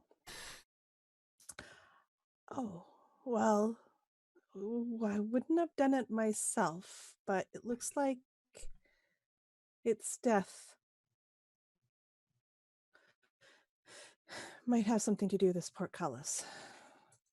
We may have to kill something from each of the doors to open up this portcullis, if that is what we want to do. Right. Well, I was hoping it wouldn't be something like that, but I guess it is. Well, when we go back and speak to the rest, I'm thinking maybe the Ox next. Brilinya, did you, when you heard the pounding, did you go back to shift the rooms? Yeah, absolutely. Back to 1. So about that time, Vale and Taliel, the room shifts so that you can get into the central area. And then you bring it back to 3. And you are able to all gather once again. Qualu, perhaps taking note that once again the sprinkler has drawn water up with the rotation and sprayed water all throughout the compost in this room.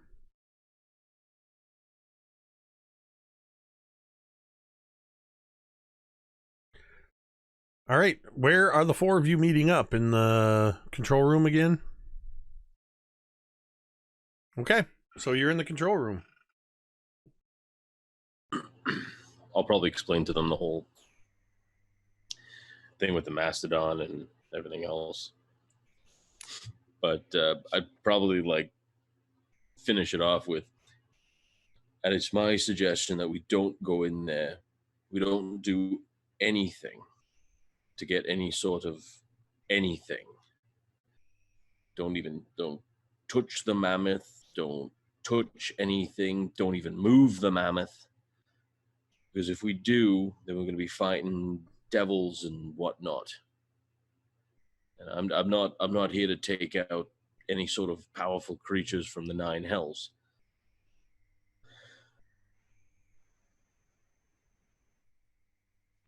Unless that's what the 3 of you, well, 2 of you at least. I know Taliel doesn't want to. Unless that's what the 2 of you would like to do. No, that's all right.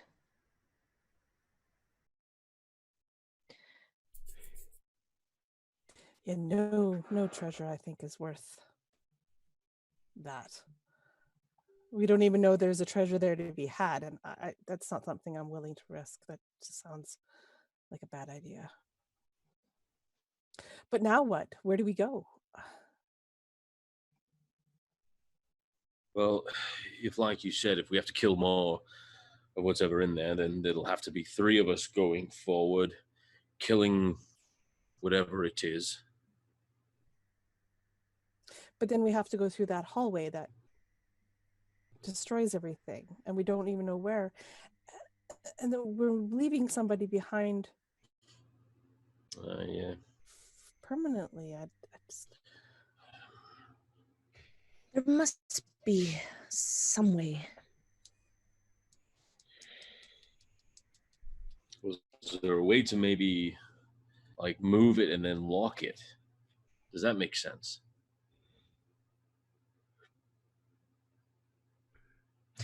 No, because you have to push the button each time. So there's... What if we move it? What if we go back to the dock? There's those boats. We can travel on the water around all these gears. And then one person, I don't know how this would work, would move it such that they have a path to water, so it's not pointing to a room, and that hallway isn't... No, but that won't work because we have to do the wardrobe thing first.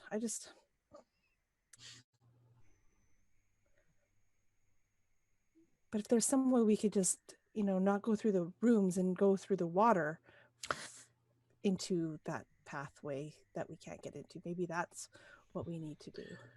I have an idea. I just have to see something here.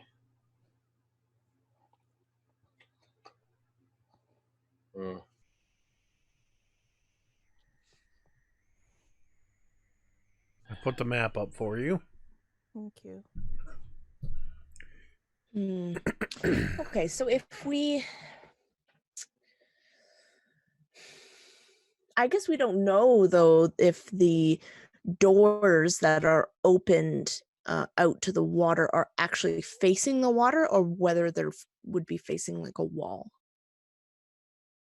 Actually... What do you mean? Actually, Qualu would have seen it. Qualu would have seen... So... At this point, you've all looked between the gaps and seen the gears and that they're basically sitting in this lake. Yeah, Right.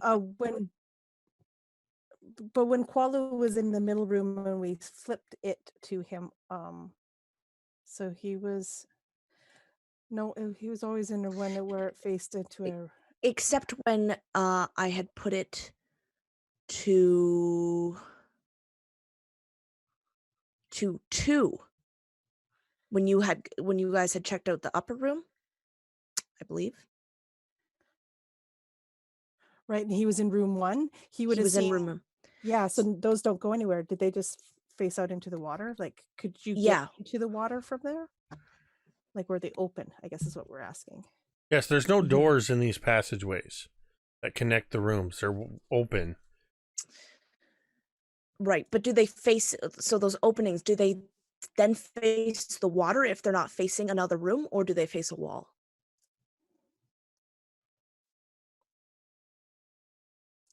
They would always face water if they're not facing a passageway or another room. Okay. So if we can get someplace where the person doing the gear has a path to the water that we could take, if we're at the dock, we could take the boats, get them from that place. So I suppose 5 would be the best, because 5 has both an opening to the water and to, oh no, but you want an opening to the upper one, right? Mm-hmm. Yeah, but I don't know. Like, I mean, maybe if maybe there'll be enough room if there was no, like, if they weren't synced up, maybe there's enough room between the room and the opening. I don't know. So, Brilinya and Vale, I mean, all of you would know this because you've traversed these enough times. Brilinya and Vale, Taliel and Vale, you just saw this construct fall through the gap between the room and the hallway. Even in their current configuration, there is always enough room for any of you to squeeze through between in the gaps that lead to the outside of the gears. Oh. It's a tight fit probably for Qualu, but still doable. So then the best one would be 1. So the person to hit the button would have to run out quickly before the wall blocked them off. Then we can go out into the water and then go in between the gap between the second and the third cog. And that would give us access to the upper one. Yeah, or That's we a good just idea. Or if there is enough room between the gaps, we could just leave it in where it is right now. We have the passageway all the way down to the docks. We take the boat, go all the way up to the gap between where that third room leads to the hallway and climb in there. Right, but with the problem with 3 is that there's no way to get in. Right? Into where? Where would we get in? You can fit, all of you would fit in the gap when they're aligned with a hallway. So in its current configuration, looking, okay. it would be a squeeze, but you'd be able to fit. It's almost like getting on between 2 train cars, but it's a little tighter fit. Okay. Yep. That would work then. So yeah, this configuration would work. So it sounds like your plan is to take the boats around the south edge of the lake to where the gears connect to that angled hallway. Is that the hallway that goes Yeah. north? Yeah. Yeah, I guess either one, because we can go into, because we have to go into that room. We have to kill the other 4 creatures and then to raise the portcullis so that we can all go through. And Yes, then we'll lose all of our gear. Maybe Maybe if it something. Maybe if the portcullis raises, that could be a way. It could have been a mechanism to prevent people from not raising the portcullis. Could be, yeah, because that's what happened before. I think that's the plan. I think we should wait a little bit. Let Kualu. Looks like he needs. I will say that you have spent enough time after you've moved everything around and you've just been discussing this plan that this will count as a short rest. So go ahead and give yourself the short rest.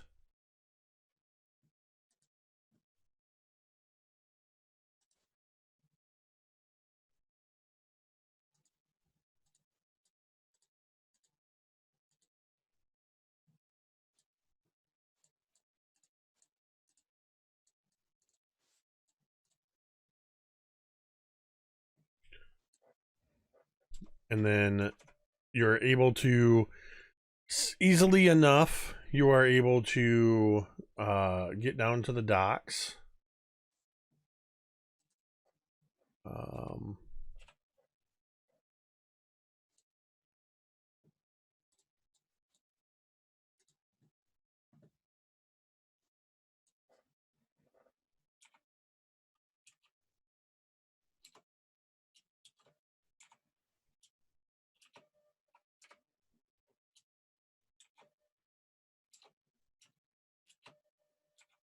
Let's see.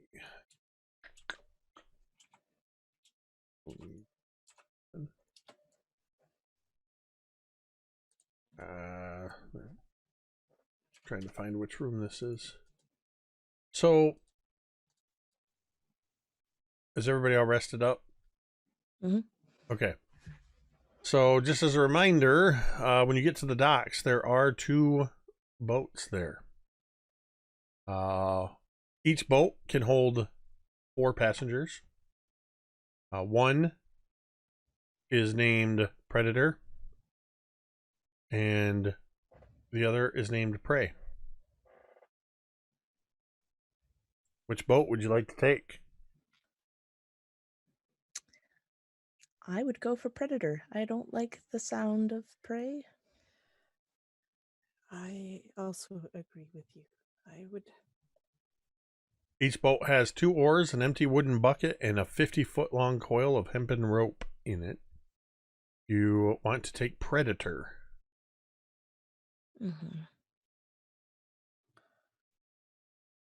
This boat has a bullseye lantern hanging off of the bow. The wood sort of curls up a little bit, and there's a bullseye lantern hanging off the front of it.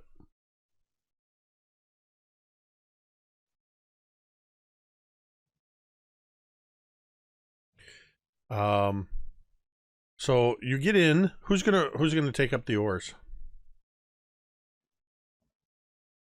I will, since I have 2 arms.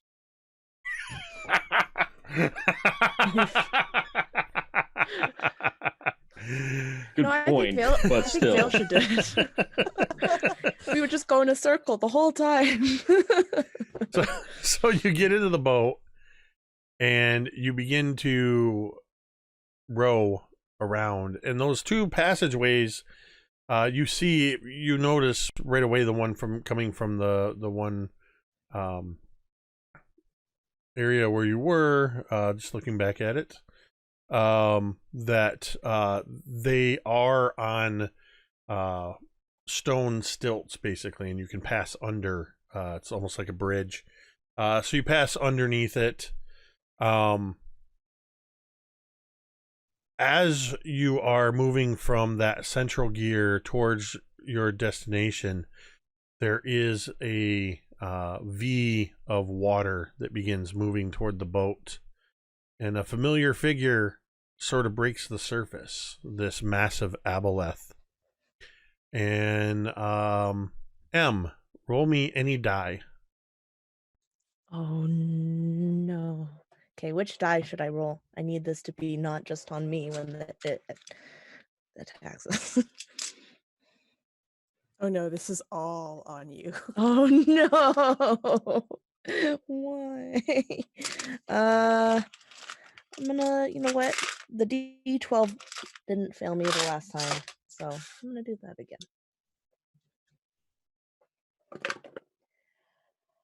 That's a 10.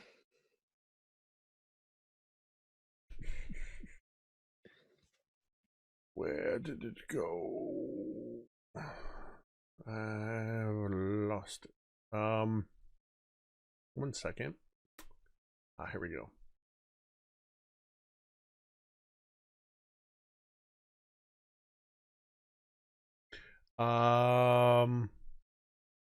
Okay. It breaks the surface, and you hear in your mind, all of you,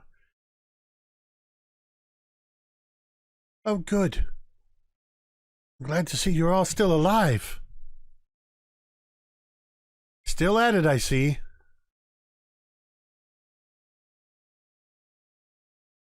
And it basically just sort of stays in place, sort of floating there as you continue to row towards your destination. And I would say it actually comes up behind the boat and stabilizes the rowboat with its tentacle-like arm as you begin to climb out onto the edge of the gear and make your way into the gap there. I continue to wish you the best of luck. I hope you find whatever it is you're looking for. Thank you. Brilinya says very quietly. You've been lucky on those dice rolls every time. So you are back in the central room, or not central room, the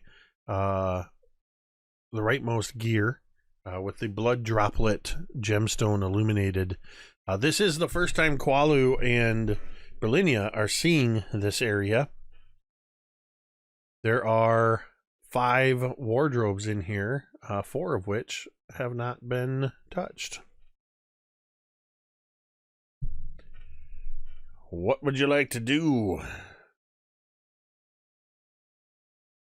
So tell them about the clock wardrobe and what came out, and how we found out how the teardrop went out.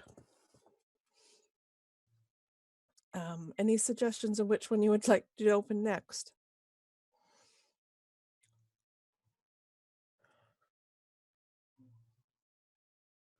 The least threatening looking one.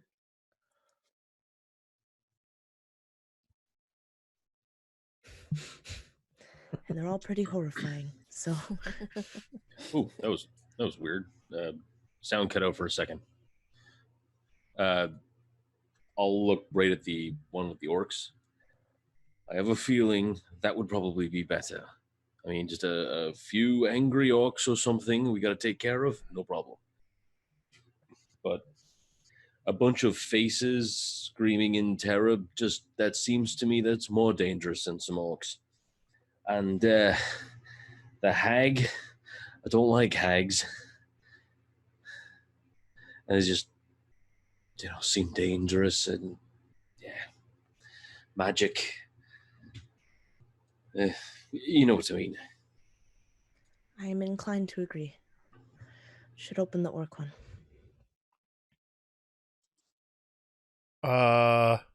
The rest of you, because Taliel already did this, the rest of you can make a history check.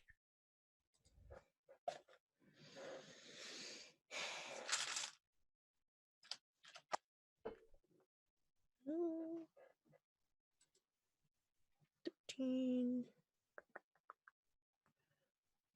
17. Vale or Qualu, either of you?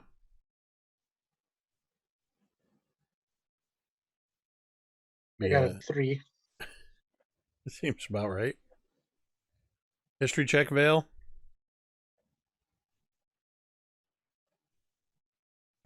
See, I don't know. I mean, I don't really have history as a stat, so Sure, I'll give it a shot anyway.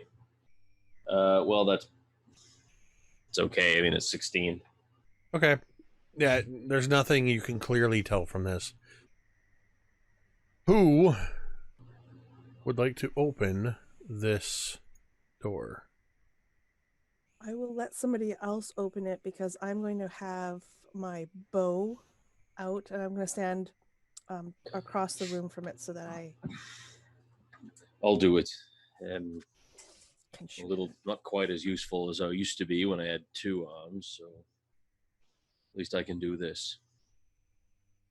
So I'll go over and kind of look at everyone, make sure everyone's ready to go, and then I'll open it up.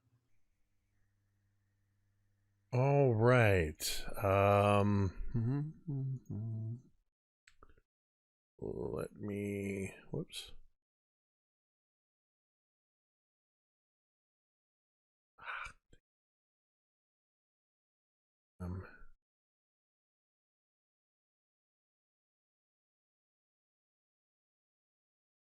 Okay, there we go. All right. You open up the door. As you open the door, dust and smoke billows out of the wardrobe, and the air around you sounds out with the roar of battle. Beyond the open doors, you see armies fighting under a blood-red sky that has an iron cube floating in it like a huge distant moon. Clouds of ash suddenly explode outward into the room around all of you. And as it spills out, it takes on this almost liquid-like appearance. And the smoke coalesces into a horde of screaming orcs before your eyes. And I need you all to roll initiative, as there are 7 orcs and a massive orc war chief in the room with you now. And they are pissed.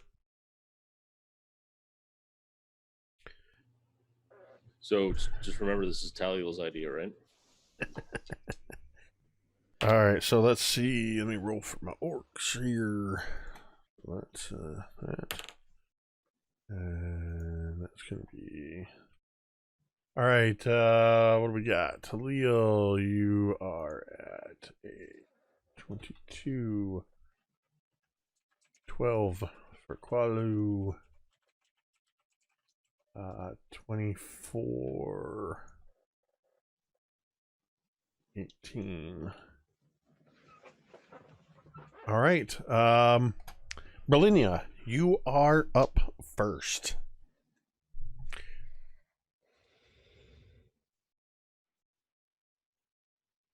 I imagine that as this thing coalesces into this horde of orcs,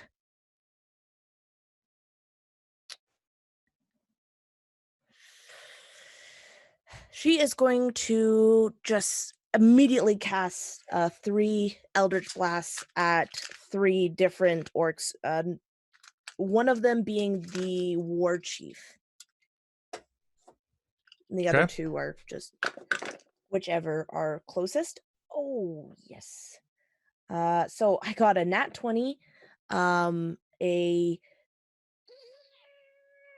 21, and a 24 to hit.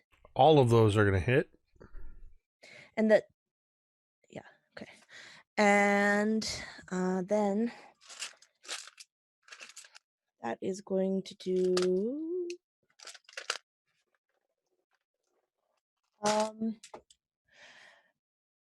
So one is going to do 8 points of damage. The other one is going to do 9 points of damage.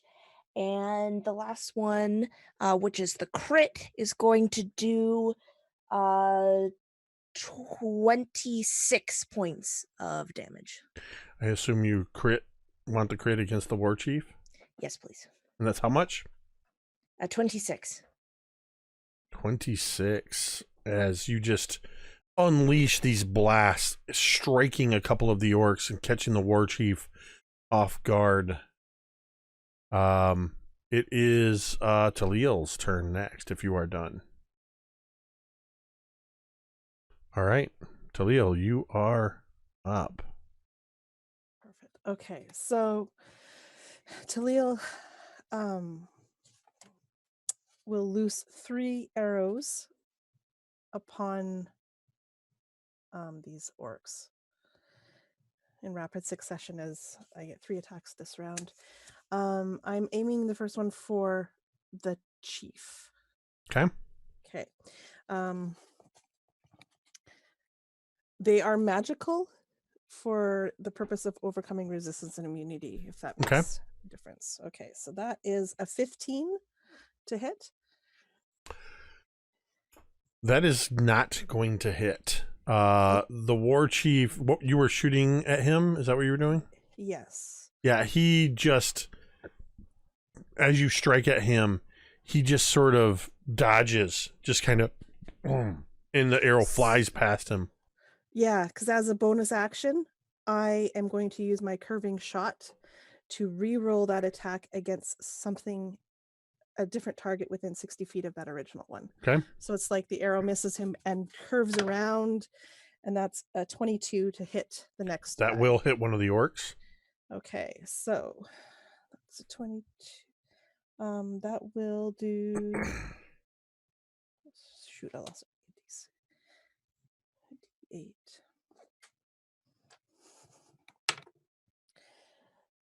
12 points of magical piercing damage against that orc. As the chief dodges, it just curves around and strikes right into one of the orcs in the chest, and he begins bleeding profusely. Looks like it hurt him quite bad, but he's still standing. Okay, the second arrow. Okay, that's a 28 to hit the chief. Yeah. Okay, so this one, as it hits the chief, it not only hits him, but it immediately bursts, and that creature and all creatures within 10 feet of him, so I'm hoping like the bunch of orcs, are all going to take 2d6 force damage.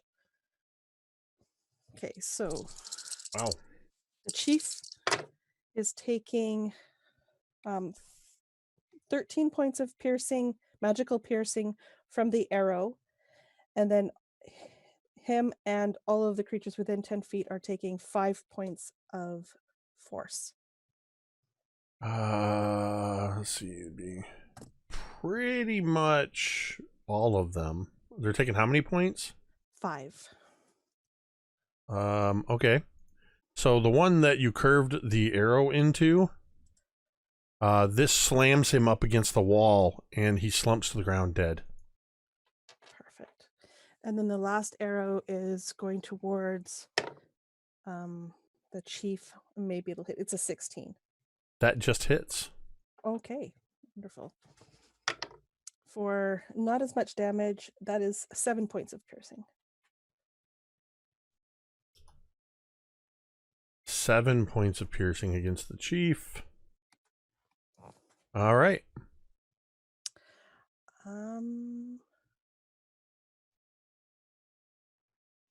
Yeah, that is my turn. The orcs crying out with their war cries. The war chief has barely had time to even attempt to organize his war band, and already one of their numbers down. A couple of them are looking pretty severely wounded. Vale, Istafall, it is your turn.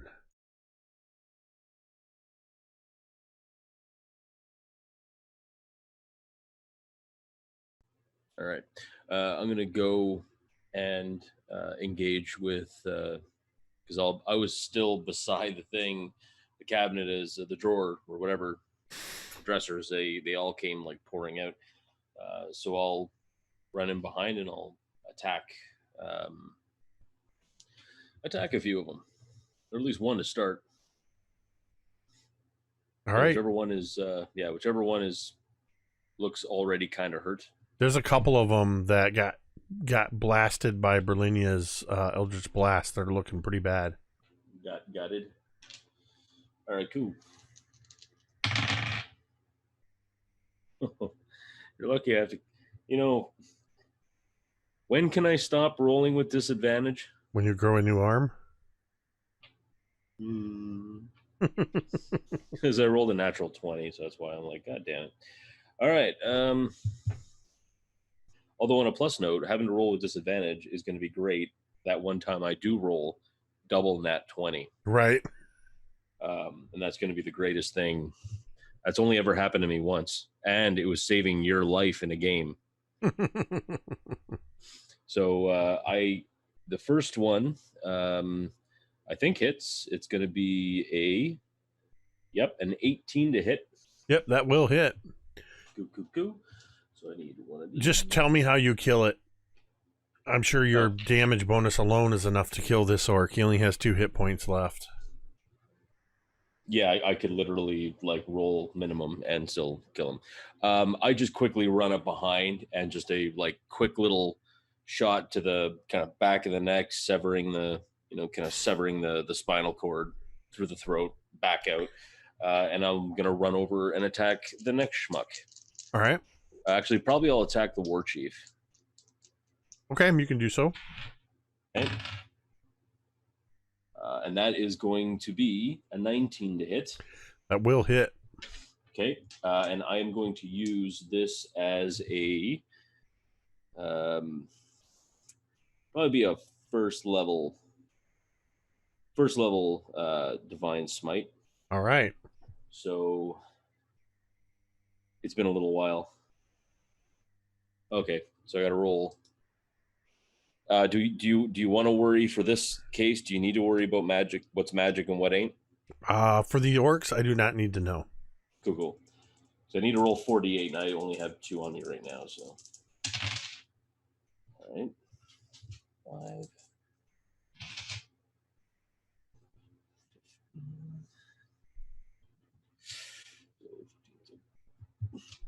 So that'll be 24 points of both magical piercing and radiance, all in there.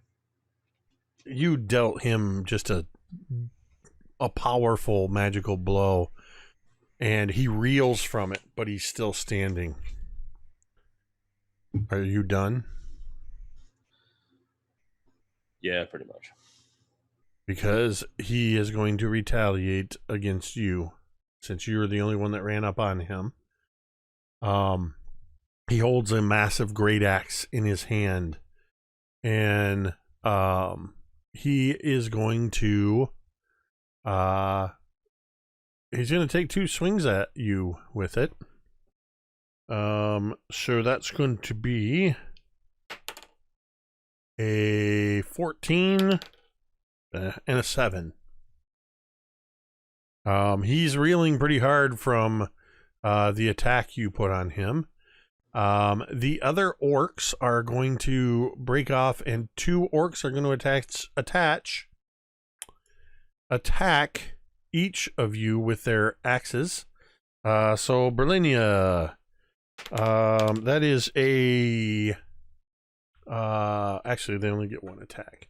That is a 24 to hit you, dealing 9 points of slashing damage. From the first one, that is a 13 to hit. So the second one misses you. Taliel, a 22 and an 11. Yep, the 11 doesn't. So you're going to take 6 points of slashing damage from one of them. Qualu, that might still hit you. 11. 11 does hit, yep. And a 15, so both of them are going to hit you.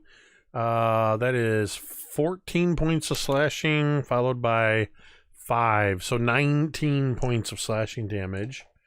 As the orcs the room is just not only filling with the sound of these orcs, but you can still hear the battle coming from this other realm, with this great iron cube under a red sky. This is definitely an otherworldly plane of existence. As we've moved through all the orcs.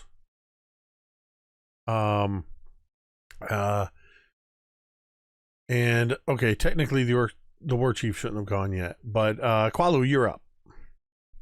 Yeah, I'm gonna retaliate on this orc because nobody messes with a half orc. So you're currently engaged with 2 orcs. Perfect.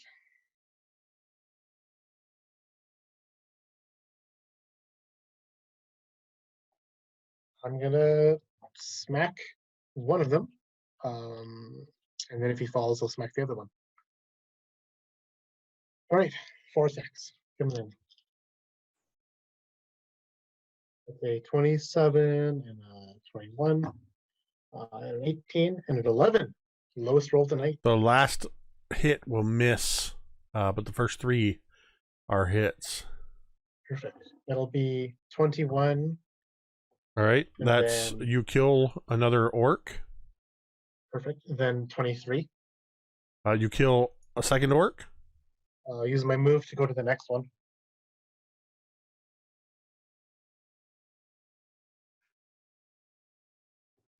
And that'll be 20. Okay, that's 25.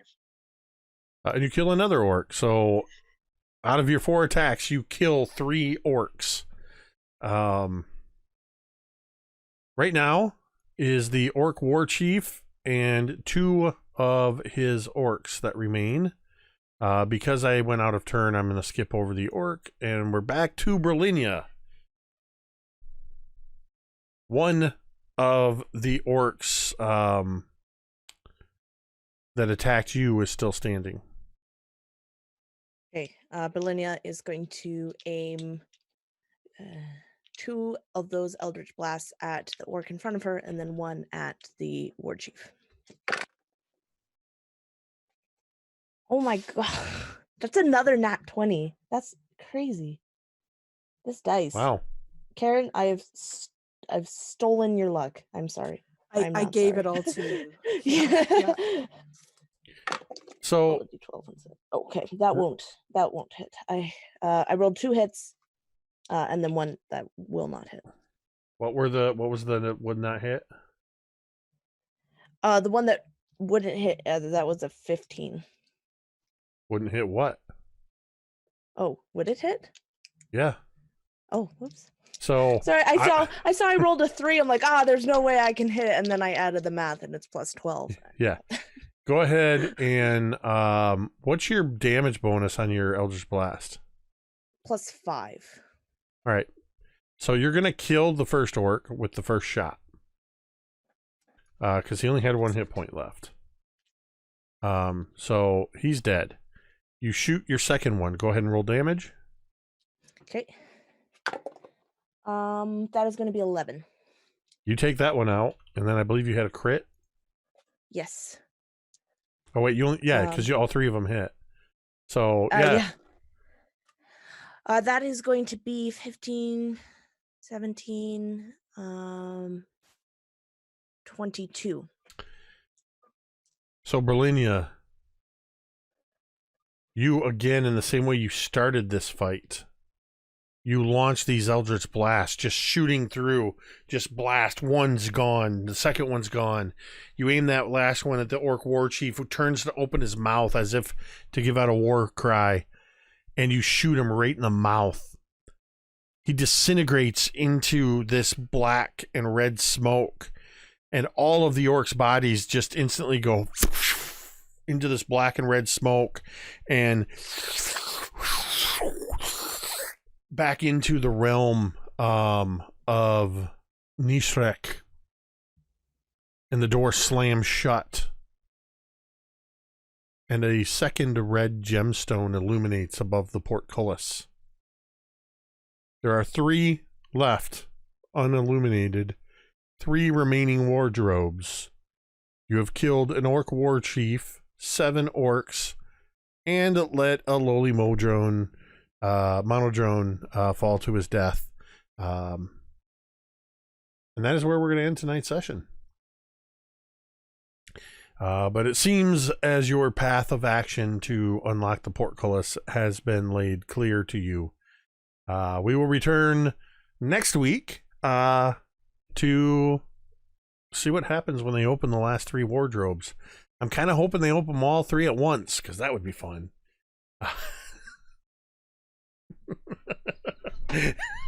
The look on your face, huh? All right. So I was paying a little closer to the clock this time. We went past midnight this time because I wasn't watching the clock. Looks like we had a pretty stable stream tonight. A couple times it got a little low, but came right back. We only lost 2.3% of drop frames there. So that's good. Thank you to everybody who tuned in tonight, who hung out with us watching the stream.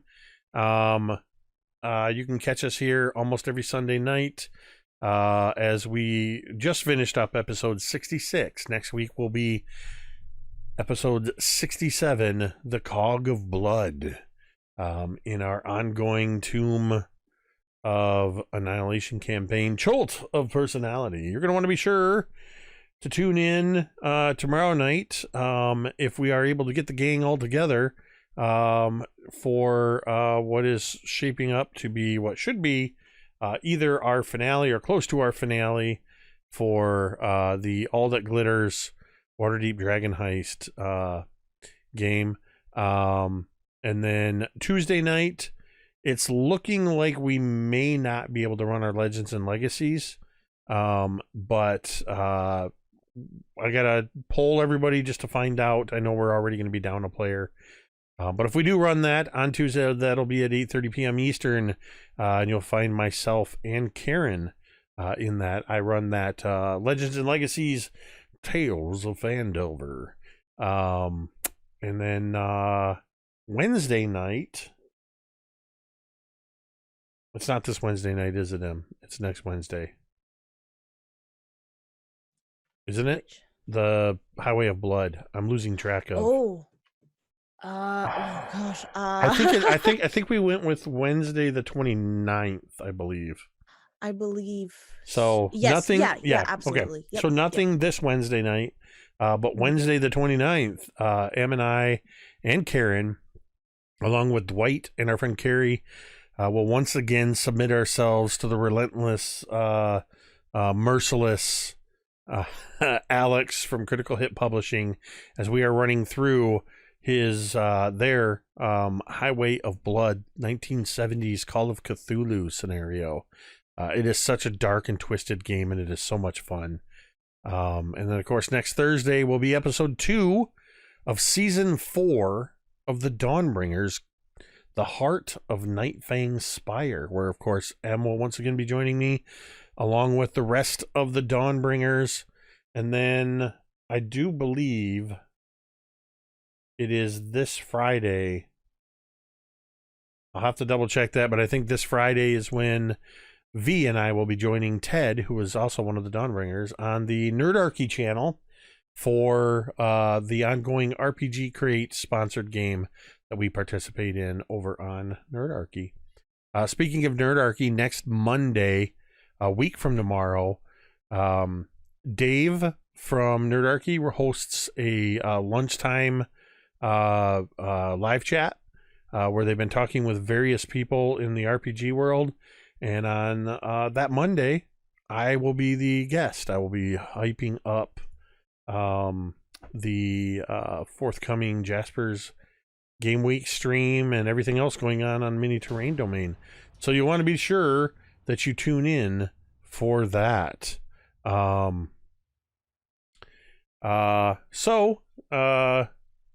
that's our game. I want to thank again everybody who tuned in tonight. Thank you for hanging out with us. Thank you for the people that have hosted the channel tonight. Well, thank you to Skellington Jr. For those 1,000 bits earlier, and the couple of domain dice that gave. And to everybody following the channel, be sure to hit those notifications to know when we go live. Thank you to Mike, Kaeryn, Em, and Connor, without whom it would just be me talking to myself for 3 hours. We're going to go ahead and end the stream the same way we end every stream now, and you can say it with me if you want.